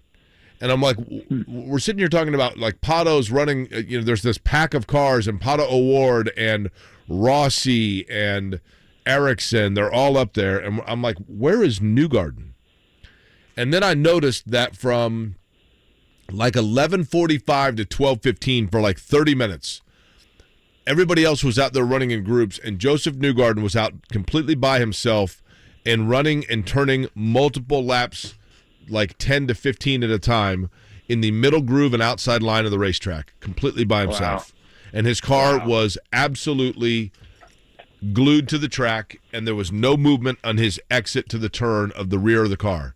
And right then I literally said, Joseph Newgarden's going to win the race, because he just went out and figured out the lines where he's going to have to put his car when it matters most, and his car looks perfect in traffic and looks perfect, and everybody else was driving the line that's comfortable. And Newgarden spent that entire practice mastering the line that was not. And I'm like, he's going to win the race. The lone wolf. Correct. The lone wolf. Correct. That's sweet right there. I mean, that was, to me, that was, it was an interesting month though, Charlie, because it was just kind of this month more than any other for the month of May, or 2 weeks, or whatever you want to call it.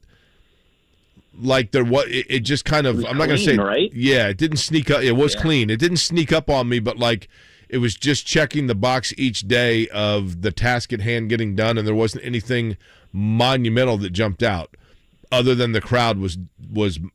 I mean, that was the biggest crowd I've seen, maybe even up to 2016. I mean, it was massive, massive crowd. It was pretty awesome. I guess the beauty of a quiet start is, where does that?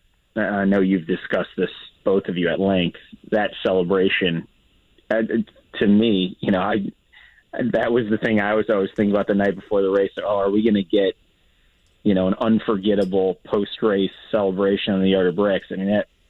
I assume that has to be very high up there in terms of, visuals. Some perspective there quickly before I thought sabotage this whole interview. Charlie, I thought the thing that was most impressive to me about Newgarden getting out of the car and going into the crowd, which just stunned everybody, but that was the first thing I asked him. How he knew? Yeah, how did he know where the photographer hole was? I mean, because that area he went through is there for, I think, for photographer purposes. But he had scouted that out, didn't he? Say like in his rookie year, Kevin? Yeah, and he'd only told like one other person about it, and and then Tim Cendrick we had on later in the day was like, I'm running over there. I'm like, where the hell is he? Yeah, the thing is, like, to plan to do that is one thing, like ahead of time, but then to remember that you had thought about that. Yeah. And that moment's impressive. Yeah, pretty impressive. I thought it was cool. He's been, let's face it, he knows he's one of the most talented, and I feel like sometimes the celebration stuff isn't there because you expect to win, and for him to do that, I just thought, oh gosh, that's just. I mean, you know what things out there. Quite frankly, he was headed towards Charlie becoming the Joey Votto of the Indy 500, a guy that had done everything, but that was the one thing that escaped him, right? Man, there's full circle right there. You're right. And shoot, if I'm trying to think, Jake, you've been around the Reds longer than I have. The fact that they're going for 11 straight tonight, the Big Red Machine never did it. The wire-to-wire team in 90 never did it. This is with series in St. Louis and Houston. It's just. I know Reds fans are just, you can't take the smile off your face. It's just nuts. So Wednesday hump day party potentially down in the Queen City. Charlie, I love it. Listener just texted right here. Charlie's asking for recaps like he missed senior year spring break. I love it. A little reminiscing here. My grades were just good enough to get the green light on that trip. It was down to that last exam, right? All right, you can go. Go have some fun. Charlie, I miss you, man. I owe you that beer still, so definitely have to do that. I'm such a big fan of Cincinnati. We were down there probably just before you got down there, so we try to get down there at least once a year. So hopefully we'll get that on the agenda here at some point, and we got to have you back on certainly later to talk about the Reds. Hell, they could be buyers coming up in a month, which is just a shocking statement to make. Yeah, it's funny you say that. The general manager told us yesterday, Nick Kroll, that they do plan on being buyers. They have the financial flexibility, which is a bit of a change around here. But that sounds great, fellas. And as I always say, Indy, very lucky to have you two at the helm, and miss you both. Appreciate everything you guys have done for me behind the scenes. Won't forget it. Charlie, thank you. Much appreciated. And likewise. See you, fellas. That's the great Charlie Clifford. Again, WLWT, the NBC affiliate there. They are lucky to have him. He is a great, great talent, a great dude as well. Enjoyed that combo. Pacers draft talk. What would make Alex Golden very happy at 7? What would not make him very happy at 7? We'll do that on the other side. Hi, it's Bob from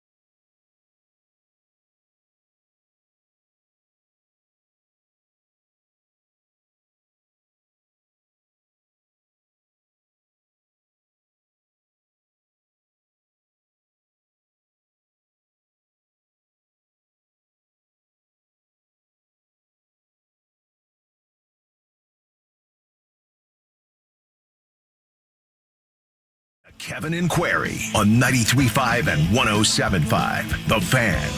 All right, less than 36 hours away. Actually, probably 36 hours from now, the Pacers will be making their selection at number 7. Of course, that is pending that they stay at number 7 and indeed choose right there. To talk more about that, Alex Golden joins us. A terrific job covering the Pacers at Alex Golden NBA on Twitter.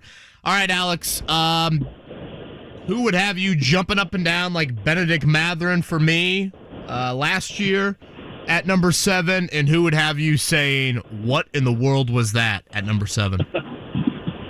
Well, that's a tough one. I think jumping up and down, I'm pretty into the idea of Taylor Hendricks at the 4 there.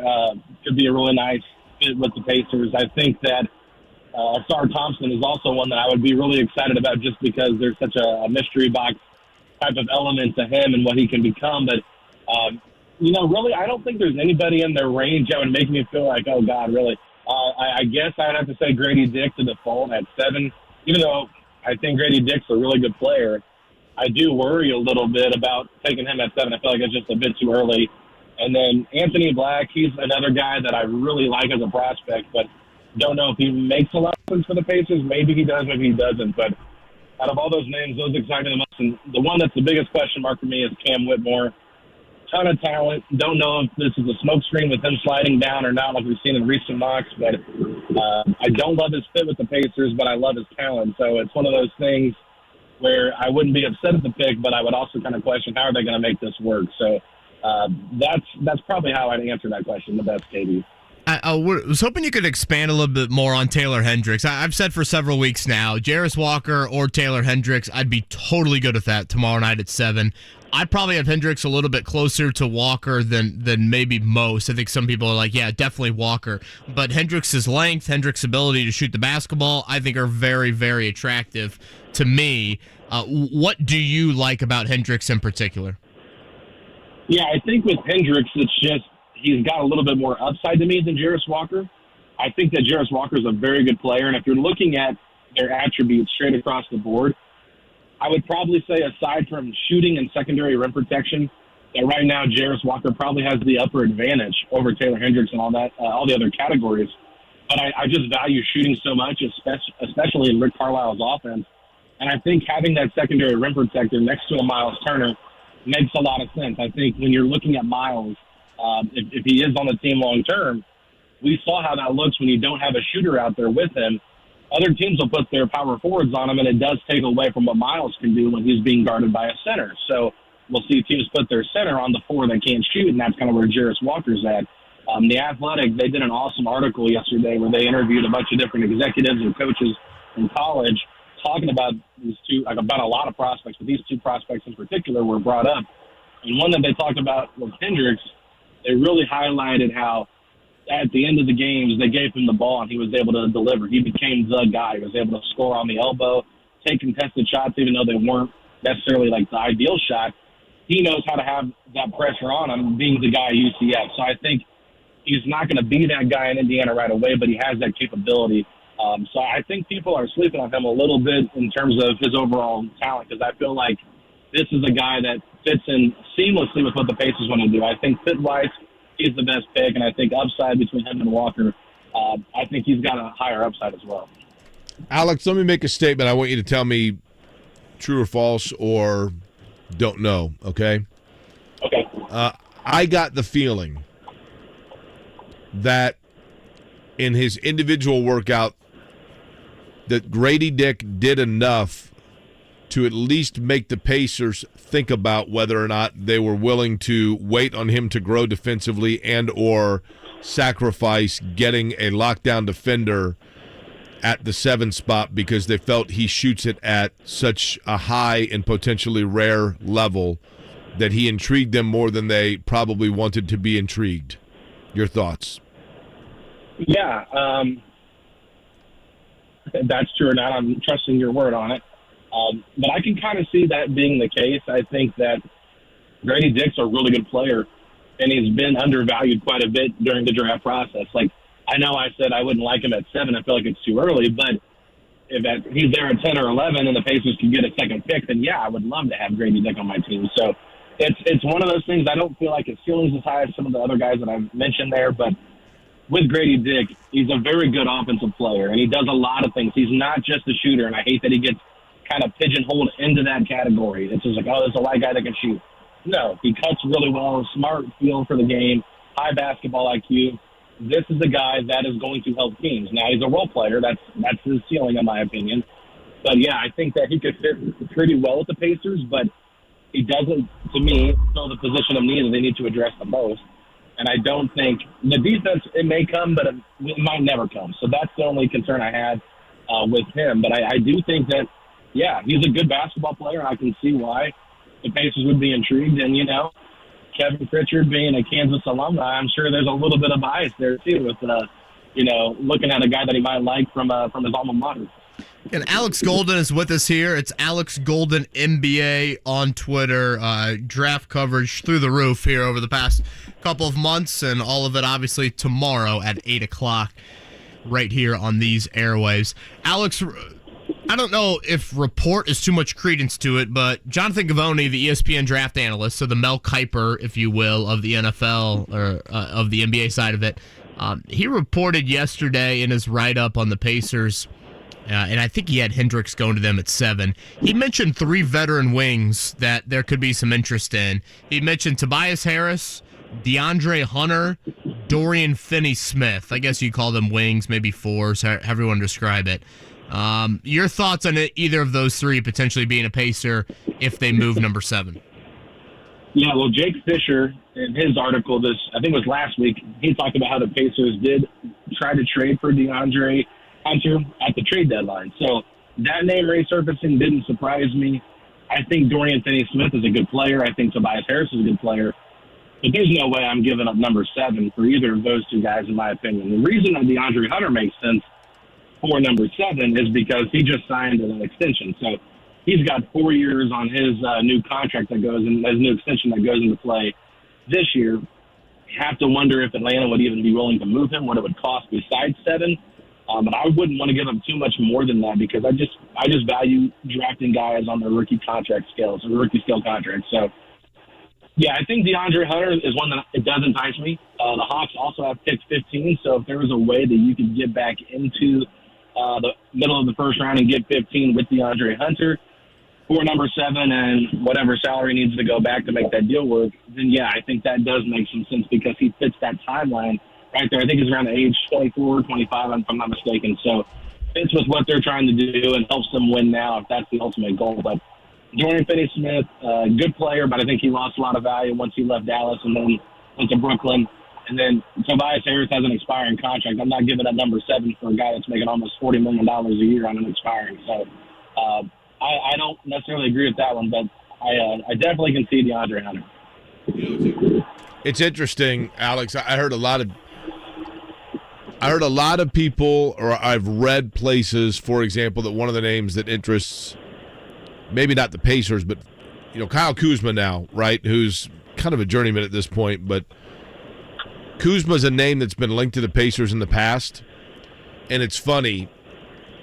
The only time in my relationship with people within the Pacers offices over the years, and I'm going back a ways, the only player that's ever been specifically used as an example to me of a player that the Pacers backed away from after learning more about just the player and what the player necessitates and whatever else was Kyle Kuzma. That's the only guy whose name's ever been mentioned, and then now he's available. My point being, I think we just kind of never know, truthfully, everything that goes into the study and the analysis of a player. Now, all of that said, how active do you believe the Pacers are going to be tomorrow night, aside from the areas where it is slated for them to be active?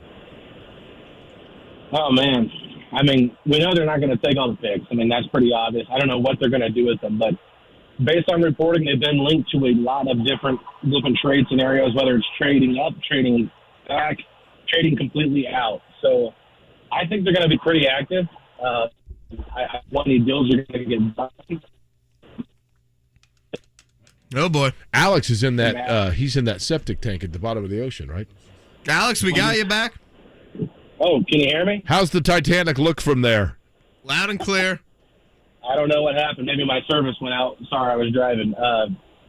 But no, I think that, honestly, like, trading out could be a problem for me personally. I just don't think that they're in a situation where they're ready to do that unless they get a player that makes a lot of sense. But I think they're going to be pretty active, but I just wonder how active they'll be able to be with the talent that they have. I know Brian Windhorst said that the Pacers, on one of his podcasts, said that if they're motivated, they can get things done. So I just wonder how motivated are the Pacers to try and, get some real wing talent in here. It's no doubt that's what they want to address, and that excited me to hear that. So I think they're going to be pretty active. Kevin Pritchard's talked about it. I think Chad Buchanan's talked about it as well in multiple different places. Like, this is the time to do it. The new CBA could be a big reason why you see a lot more trades happen as well. Alex Golden's with us here on the Payless Liquors Hotline. Setting the Pace is the podcast that Alex is on. Does a tremendous job with that. Alex, it's not like my top priority, but I think when you get to picks 26, 29, and 32, I am not opposed at all to trading one of them for a future first rounder.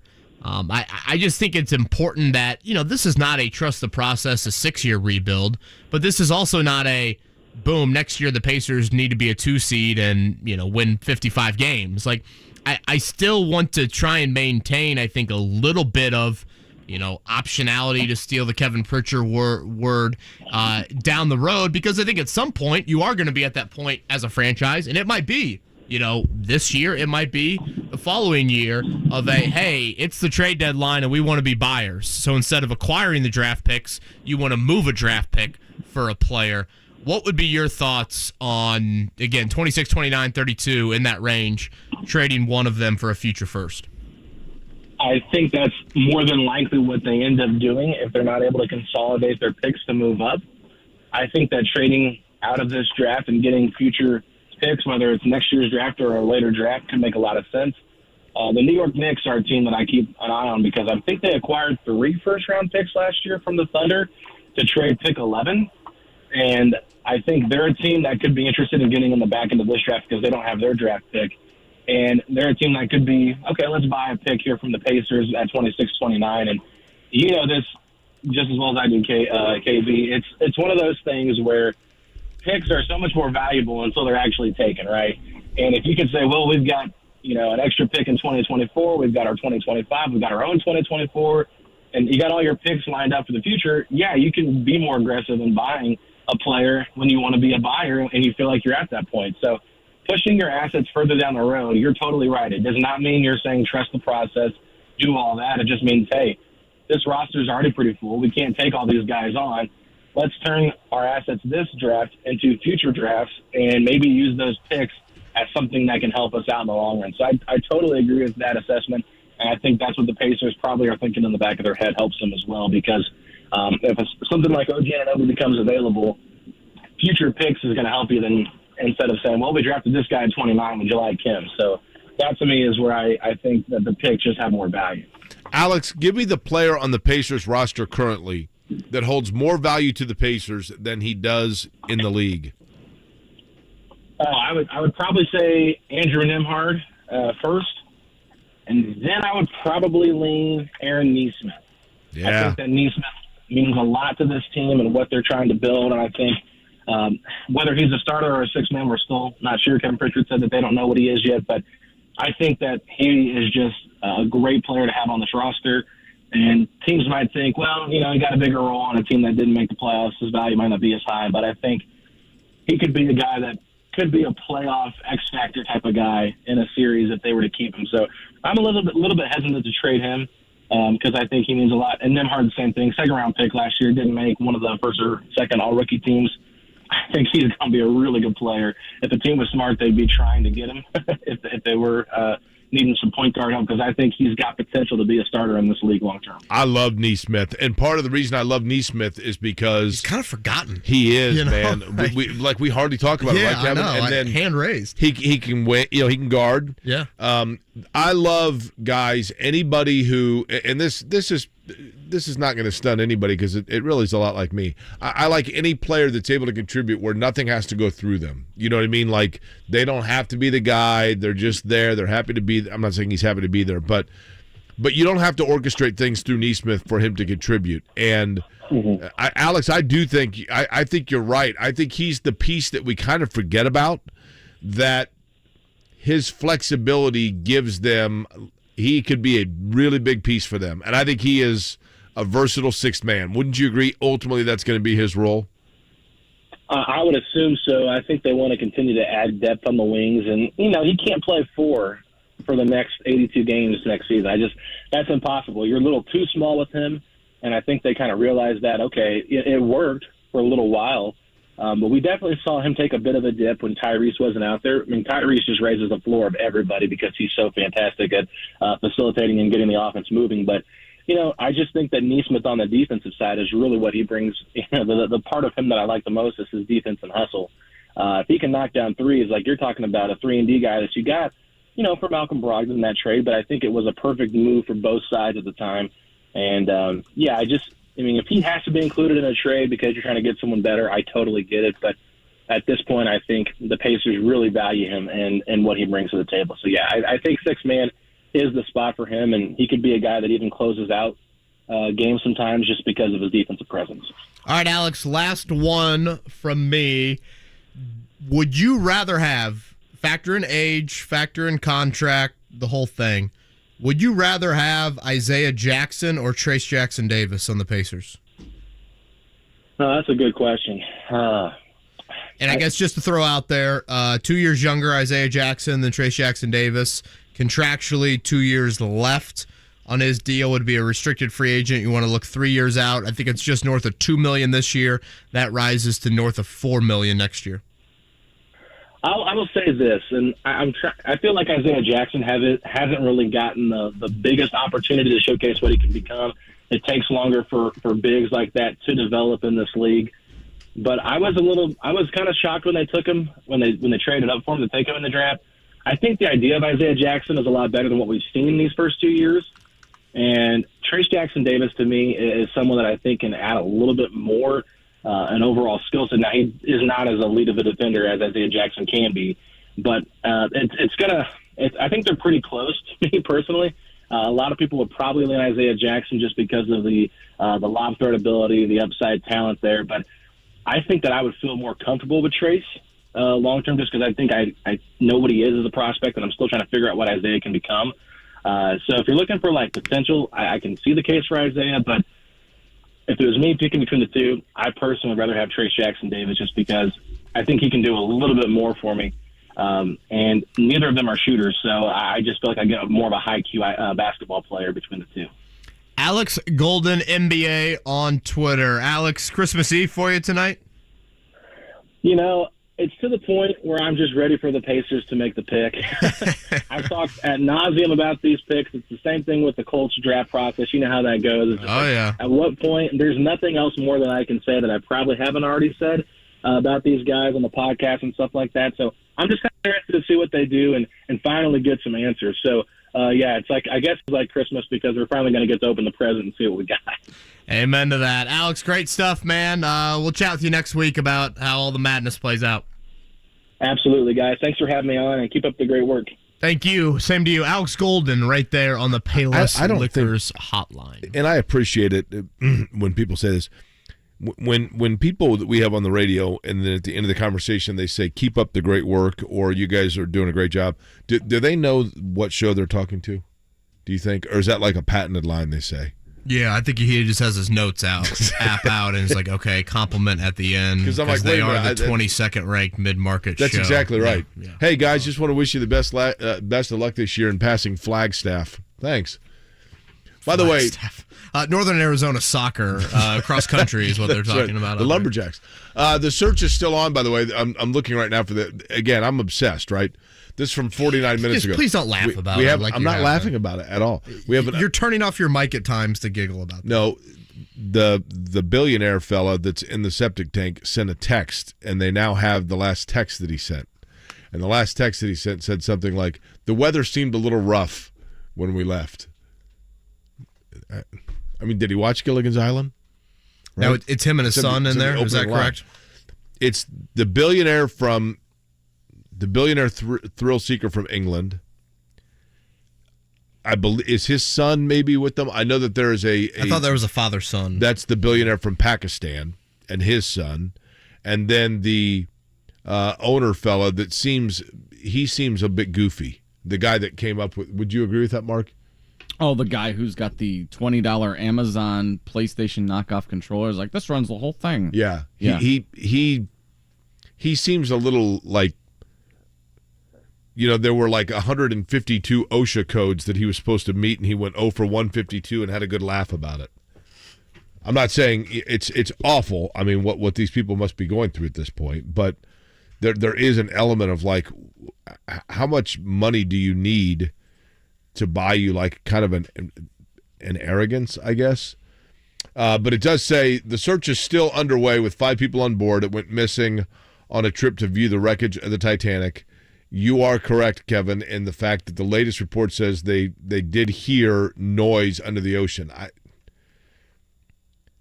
These guys are in a 5-foot concrete or whatever it is. It's not concrete, obviously, but they're in this tub that is to be able to withstand 23,000 pounds per square inch of water pressure, and it's bolted to the point where they can't get out from the inside. Is there really any way that we would be able to hear through 5,000 meters of water if they're in there banging? I felt this way. Where was that? Was that the Philippines when you had the kids in the cave? Do you remember this a couple years ago? It was, for some reason, that part of the world is popping into my head. And like reading, I'll never forget reading this long form feature, months after they were able to rescue them on what exactly they went through and all of that. This sort of thing, I don't know if we're going to get the amount of details. Obviously, you hope that they're rescued. But like all of those questions, in all seriousness, like that stuff I'm super curious about. And would love to have more details on it all. I mean, Thailand was where that cave came. Thailand, thank you, Mark. These 5 people. Philippines, Thailand, aren't they near each other? So they're both in the same region of the world, right? These 5 people are in this capsule that looks just like a hard, like, extra strength Tylenol tablet. And I don't think that it has it's rounded, right? The whole thing is round. I don't think the base of it has a flat area for them to sit on. So aren't they all sitting in that would be uncomfortable enough, right? The more we talk about this, the more I need the extra strength Tylenol. And there's no bathroom. So you bring like a donut, like a Indy 500 donut to sit on the bleachers. You could bring that with on the trip. I mean that's what like. And as it moves, one of those, Mark? As it moves along, are you like sliding back and forth? But then now how are we looking for the pop quiz here? There's no bathroom now. How many questions? This was supposed to be like a 3-day expedition, wasn't it? That there seems like poor planning. Does it not? Do you have 3 and I have 2 questions? Is that what we're doing on the pop quiz? I finished it off here. I've got. Let's see. I came up with 1. I came up with 1. You did 2. No, I came up with 2. You did 2, and Mark did 1. Okay. I've got it right here. Okay. I need to photocopy that, I guess, right? We're going to do the pop quiz here in a few. 317-239-1070 for that. Jiffy Lube oil change. Let's lead off the pop quiz with the hottest team in baseball. Or the morning check down with the hottest team in baseball. The morning checkdown. Omaha! On 93.5 and 107.5 The Fan. Hottest team in baseball, in fact, the Redlegs of Cincinnati. Yesterday, 8-6 winners over the Rockies. Reds 8-6 winners. Ellie De La Cruz with his second home run.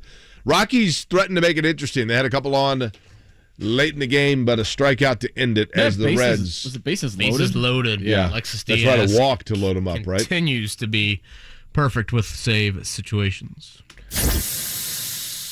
Elsewhere in Major League Baseball, the Diamondbacks losers to the Brewers 7-5. It was the White Sox 7-6 over the Rangers. Dodgers 2-0 over the Angels. Athletics 3-2 losers to the Cleveland Guardians. Cute fella, 8-6 winner over Tampa Bay, and the Yankees 3-1 over the Mariners. Oh, by the way, the Cardinals got a win, 9-3. That was the smartest 9-3 win in the history of baseball. 105 today over at Victory Field. It'll be a doubleheader for the Indians. I think they've lost 5 or 6 in a row, so trying to get back on track. Home all week long. Looking ahead to the rest of the sports week. Obviously, tomorrow night we've got the draft. Again, our coverage will begin at 7. The draft officially starts at 8. The picks currently for the Pacers, 7, 26, and 29. Those are all in round 1, 32 in round 2, and 55 in round 2. Also, tomorrow night, you'll get the Indiana Fever back in action. Aaliyah Boston, the rookie, the number 1 overall pick, Eastern Conference Player of the Week. That's not Rookie of the Week. That is Player of the Week for her. So she has lived up to the hype, to say the least, here in her rookie campaign. One IndyCar note, Jake, I saw this yesterday. Takuma Sato going to do the ovals the rest of the year for Chip Ganassi Racing? That is correct, and that leads people to believe that the door may be open, that he, in fact, will run the Indy 500 for the same team next year. Ooh, okay. Interesting. Guaranteed there, but... And he was with them this past year? That is correct. Ran well, top 10 finish. Sato knows his way around. It's interesting. A guy that was a Formula One driver, and now he's just an oval specialist, But good dude. And Marcus Armstrong, that's the guy that's running the other races. Correct. He is that car. And he's had a nice season, right? Oh, yeah, he's talented. Young driver, grew up kind of idolizing Scott Dixon, and I think has certainly shown the promise that was expected of him to be able to return and grow with Ganassi Racing. Any relation to Darrell, Neil, or Lance? None. None. Okay. Neil Armstrong. Now, he went to the moon. Correct, but not with an Atari controller. And managed to probably have proper preparation and, got everything up to code. Are you ripping paper right now? Yeah. I had a note to myself written on the top of the pop quiz that I'm getting ready to go photocopy for you guys, and I didn't need you reading my internal secrets. Yeah, he's just going to print off more professional team logos again. Yeah. Oh, let's move over to the F1 logos today. That's right. All right, pop quiz is next. 307-239-1070.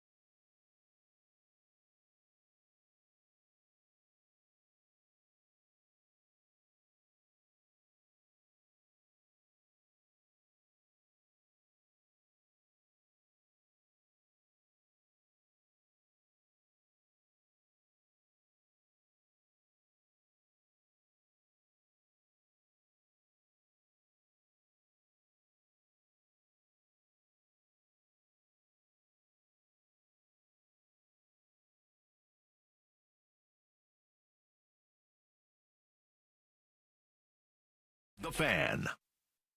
Have you studied? Can you handle the pressure?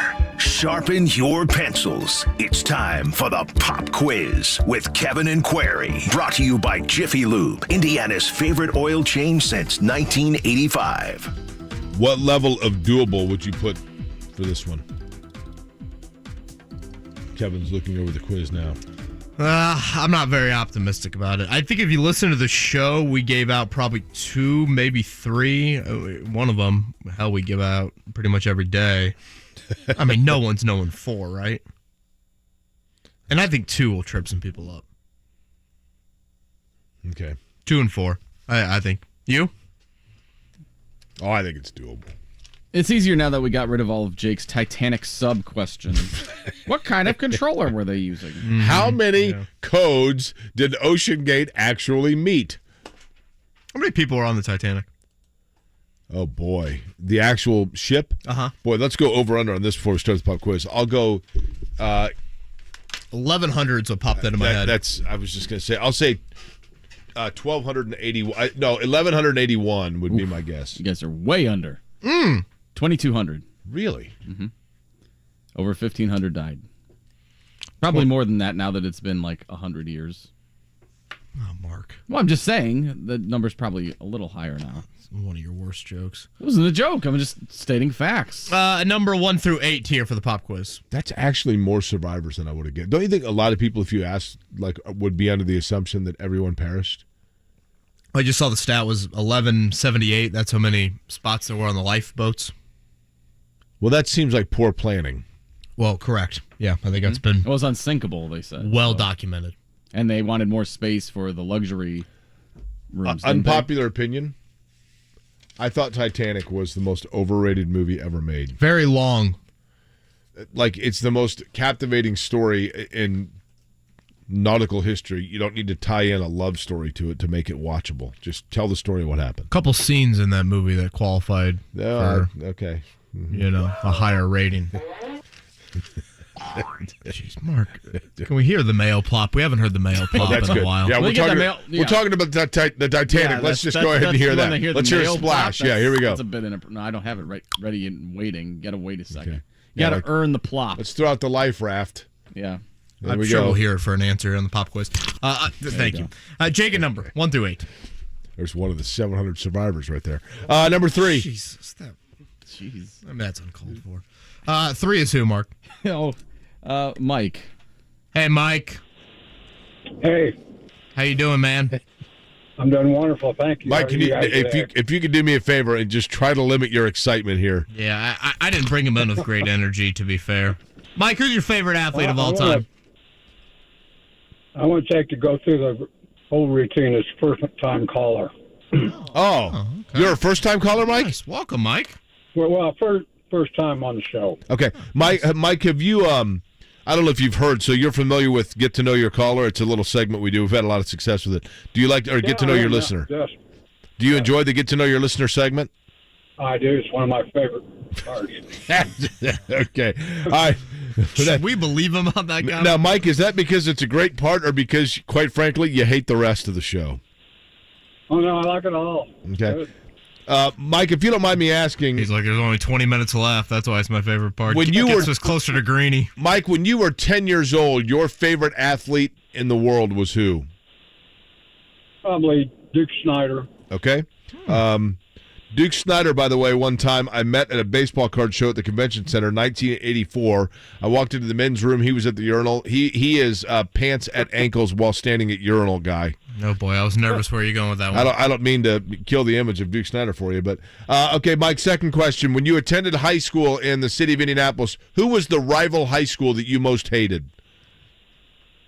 Manual. Okay. So did you go to Tech? No. Wood? No. Shortridge? No. Howe? No. Cathedral? No. What high school? Northwest? Southport. Oh, okay, Southport. Okay, that's cool. That was your next guess, right? Yeah, that was. We're gonna get there. Were you before, or you would have been a little before Robin Miller, or right around the same time? Same time. Robin and I are good friends. We played against each other in a basketball league for 25 years. God, Robin's the absolute best, Mike. One of the all-time He is greats, the best. man. He One is of the best. all-time I miss him a greats. lot. Mike, what's your basketball game like? Today? Well, in your I prime. got a torn shoulder. I can't even shoot a basketball today. All right, well. Fundamentals. Draymond Green gets others involved. Mike, would you like me, that would be Jake, or would you like Kevin to lead you off with Jake. questions? What's that? Jake, definitely you, Jake. If Robin was here, Mike, he'd be betting 3-1 that you're going to go 5 for 5 here. You ready? Question number 1 for you, Mike. The College World Series is down to just 4 schools. Can you name 2 of them? Tennessee, Florida State. How about just name one of them and maybe throw another guess in there? Oh, boy. Who's Florida State's in-state rival? TCU. Look at that. Horn Frogs, baby. All right, Mike, number 2 here. The Pacers select 7th tomorrow night. Who is the player they took the last time they drafted 7th overall? A, Reggie Miller, B, George McLeod, C, Clark Kellogg, or D, Benedict Mathurin? Clark Kellogg. You know, actually, this guy that they selected 7th overall played collegiately at your first guess on the last question. Florida State. Give me a Reggie Miller, George McLeod, Clark Kellogg, or Benedict Mathurin? George McLeod. Okay. Question number 3. The Reds are the hottest team in baseball. They've won 10 straight. Mike, when was the last time they had an 11-game winning streak? Was it 1975, 1957, 1899, or 1976? 76. Okay. All right, number 4 here, Mike. The Fever are now 4-7 on the season. Who has the current best record in the WNBA? Speaking of gambling, is it A, the Las Vegas Aces, B, the Connecticut Sun, C, the Chicago Sky, or D, the New York Liberty? New York Liberty. What'd you say about Robin Miller earlier, Jake? 3-1 odds, you said? Oh, yeah. Yeah. Mm-hmm. See, here's the thing. I would say Robin would be thrilled if Mike got that right, but then also he might be disappointed if Mike had gotten that question right. Question 5 for you, Mike. How often do you listen to this program, Mike? Every day when I'm driving. Okay. Well, we appreciate it. Check then. This is going to be an ego check. Sometimes if I'm doing something in the morning, I'll put my headphones on just. Well, we much appreciate it. Yeah, so we're curious you, for question number 5 if you could answer this. Can you name one of the 2, quote, unofficial beers of this show?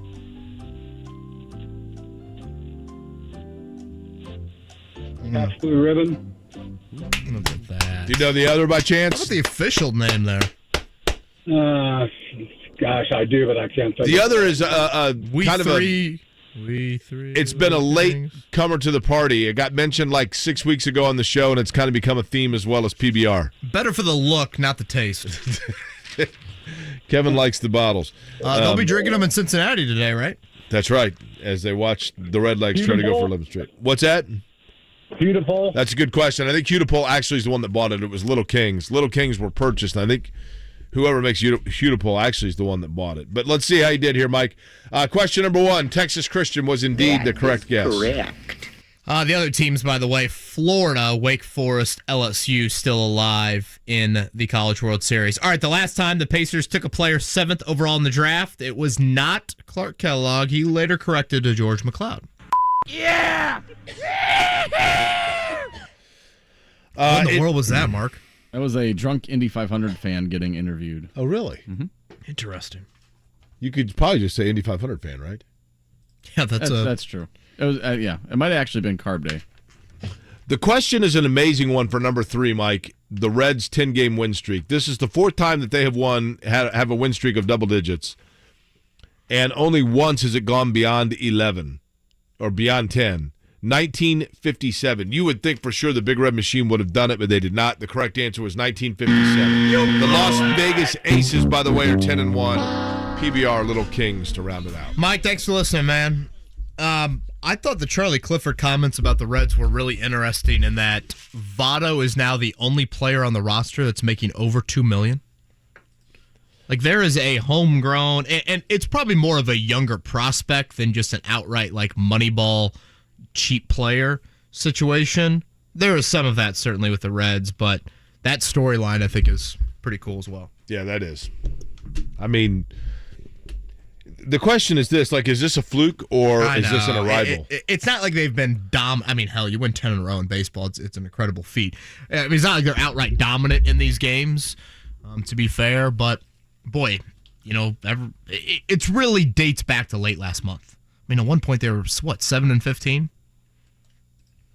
I mean, there was a time where, I mean, they were remember the whole thing that we came up with of the race for PBR by picking the worst team in baseball. I think it originated by us saying, but we can't take the Reds because that's the obvious, and you and I are both Reds fans. Yeah, they lost over 100 last year. It is a reminder, though, of, like, how long the baseball season is. Oh.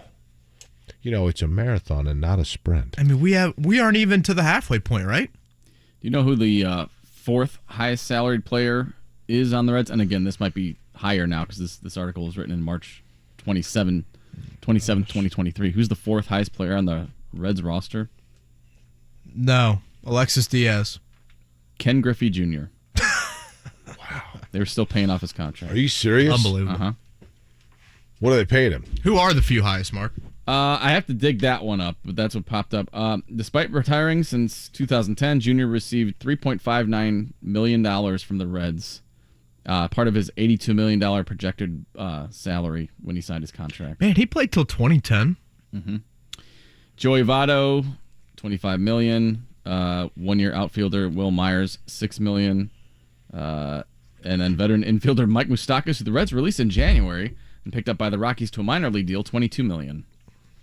Well, where are you going to go? Two of those guys aren't even on the team anymore. Will Myers and Mike Moustakas. Yeah, Myers going to send down. If we were on this little sub deal, which of the three of us snaps first? Oh, that's definitely you. 1,000% it's you. Oh, I don't think I that's need my true fragrances. Where are my fragrances? Where are my watches? Where's got Boo? a worm in my plant. I got to get home to. My watch is. Oh, I forgot about the worm in the plant. My watch would be fine because unlike this septic tank, my watch is designed to be able to go underwater. Right. We thought about that ahead of time. New article says would-be crew member of the Titanic wreckage submersible tour speaks out saying he withdrew due to safety concerns. That was a smart There was move. another couple I saw that put down their money for this deal like a year ago. They paid $15,000 initially and then paid off the $235,000 balance. And then the company came back and said, yeah, the weather's conditions are rough, and so we're not going to do it, but they wouldn't refund them. They're like, sorry, it said it was non-refundable. I mean, if I had all that money, I still don't think I'm like, hey, what can I do? How crazy can I get? Here's what I don't understand. There is an element of, and I would side more on crazy, Mark, to be fair, but there is an element, and this goes back to, I remember Scott Dixon's wife saying this about Scott, about like, Scott Dixon feels like he can't truly live unless he's in that car and feels that feel. There are people in this world that like have to feel a crazy amount of risk, but here's crazy the thing. amount of, and again, I would side more on the crazy part to it in order for them to feel like they are truly living, which to 99.9% of us sounds outrageous. But the thing is, though, I think the thought by a lot of people was that this was going to be a tour expedition. And it doesn't have windows. So, like, you're not looking at anything. You're looking at monitors of what it's seeing from the... Once you get down there, what are you seeing? You could have sat on Earth and like, above the water, I mean, and watched the video that was being filmed. Mm-hmm. Send the thing down. You don't have to be in it. And then, in addition to that, there is some thought that perhaps the capsule itself got stuck in the ship because they tried to take it down. That was because I guess he had mentioned at some point that if they thought they could, they were going to try to go like through the ship, like let's go down the hall, that kind of thing. God. We'll do it one final time here, Kevin and Query.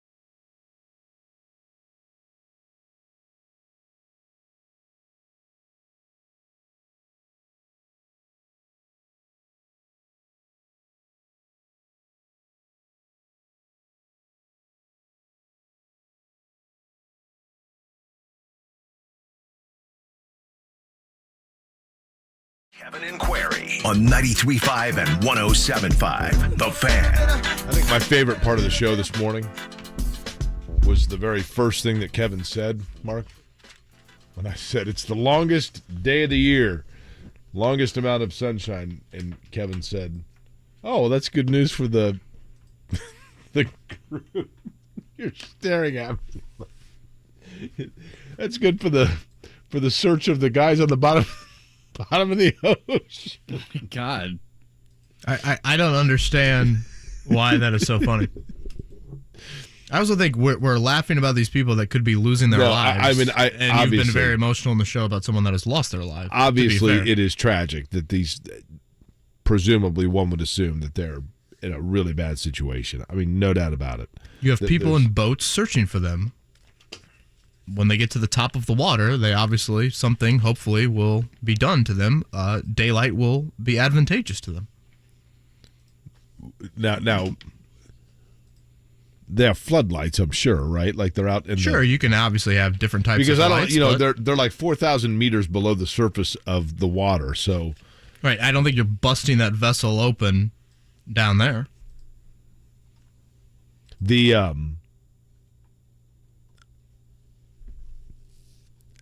Like I said, I saw an article that said that they think that it's possible panic. I don't mean to laugh. That it said, the 5 people in that vessel at the bottom of the ocean, that one of the things they have to battle against now is panic setting in. And I thought, dude, do you need a PhD to know that? I mean, come on. Panic would have set in for me the second they closed that door and started bolting. I've seen people that have said, honestly, and I mean, flippancy aside, I've seen people that have said, I wouldn't have gotten in that thing like in a warehouse, right? Let alone to get in that thing and take it to the bottom of the ocean. Yeah, the pictures are a bit horrifying. Say least. So, and I say this in all seriousness, and yes, I did say that to lead off the show. Obviously, hope for a miracle, and at this point, it looks like that's where we're at with that. Coming up tomorrow, obviously, we'll have the NBA draft, 5 picks for the Pacers. We'll see if any fireworks happen today. Obviously, deadlines spur action. We'll see if we see anything. I feel like usually you get some little bit of chaos leading into draft night. The NBA, things just pick up very quickly with how their offseason schedule moves along. You get to July 1st and free agency and obviously summer league. So they follow a much different pattern to it all than the NFL with their offseason. Yeah, I really do think they're going to stick at 7. And I think you said it best, Kevin. I think it's possible they take some of those later picks and flip them or parlay them into something maybe even towards next year. But I like where the Pacers are, don't you? I mean, I like the situation they're in. Yeah, I have. Like I've said before, I think the last 18 months, Kevin Pritchard has executed a really, really smart, well thought out, many options type of rebuild. So great work by him after a very poor stretch there of draft picks that I think kind of led them to the path that they were in. I saw I don't know if it was IMS's YouTube page. I maybe it was there. Maybe the Pacers YouTube page. For those looking for a pretty cool video, we've talked about speed and risk and all of that here today. They did a kind of a highlight clip of Tyrese Halliburton and Sarah Fisher in the pace car. That was fun to see. Halliburton said he reached 146 miles per hour on race day. That was his top speed. And you know what's crazy is on that track. And I'm talking about the pace car. With for the those banking. Like with the banking of that track, I mean, it's still super fast, but like it doesn't feel like do you remember the video that I did with Doug Bowles for the the station website Great here? stuff. I think we were doing like 100. Maybe he might have hit like 120. And so when I do the 2-seater with Mario, how fast did he go? 190. Oh, God. I mean, you're moving for sure. Yeah, I thought my head was going to get just. That's chopped off coming out. Somebody asked earlier today, somebody was doing the 2-seater today and was asking for advice. The advice I would give you is make sure that helmet is as tight as possible because you do not want that helmet being loose at all because it does like bop back. I mean, it's uncomfortable. if it starts moving around a little bit. Yeah, Halliburton said he had 25 minutes of practice time on Friday. He was around 145 miles per hour in practice. Got up to 146 then on race day. I think Halliburton, it's not till later this summer, but he's going to do the Team USA World Cup stuff. So I assume that he'll, well, I don't know. I would guess he would make that team. So a great opportunity for him to do some international stuff. Remember we had Bruce Weber on earlier in the year? Yeah. How much Bruce Weber raved about Halliburton on the U19. That was 100% your call because you had read that article about him coaching it, and it was fantastic insight. We're talking Cade Cunningham and Evan Mobley and Jalen Green. I mean, a ton of studs, and Halliburton was, in Bruce Weber's eyes, their most important player. And, this might be a little far-fetched, but, Jake, I think you get in those Team USA-type environments, that's a good chance for Tyrese Halliburton to do a little recruiting. Yeah. Make an impression on guys. I think that Ooh, I like playing with him. When they opened up the St. Vincent Center, the Pacers training facility, part of that was step one of an effort to start getting guys to want to come play in Indiana. And then I think they knew they needed a player that people would want to come play with. And I do think that Halliburton is that kind of a player both on and off court. And Matherin too, probably. I mean, guys may look at it and go, hey, that's kind of cool. Let's see what we can do there. And, and if you look at Milwaukee and Denver and those teams winning it, I think, players are starting to figure out you don't have to be in L.A. or Miami to win a title. So we'll see what they're able to do. Just picturing Jokic right now in Serbia riding horses around the neighborhood. Jokic apparently hit the bar circuit for a few nights when he got home. That stomach does not breed itself right there. Some beer and some za. Thank you to Charlie Clifford. Thank you to Alex Golden. Those will be up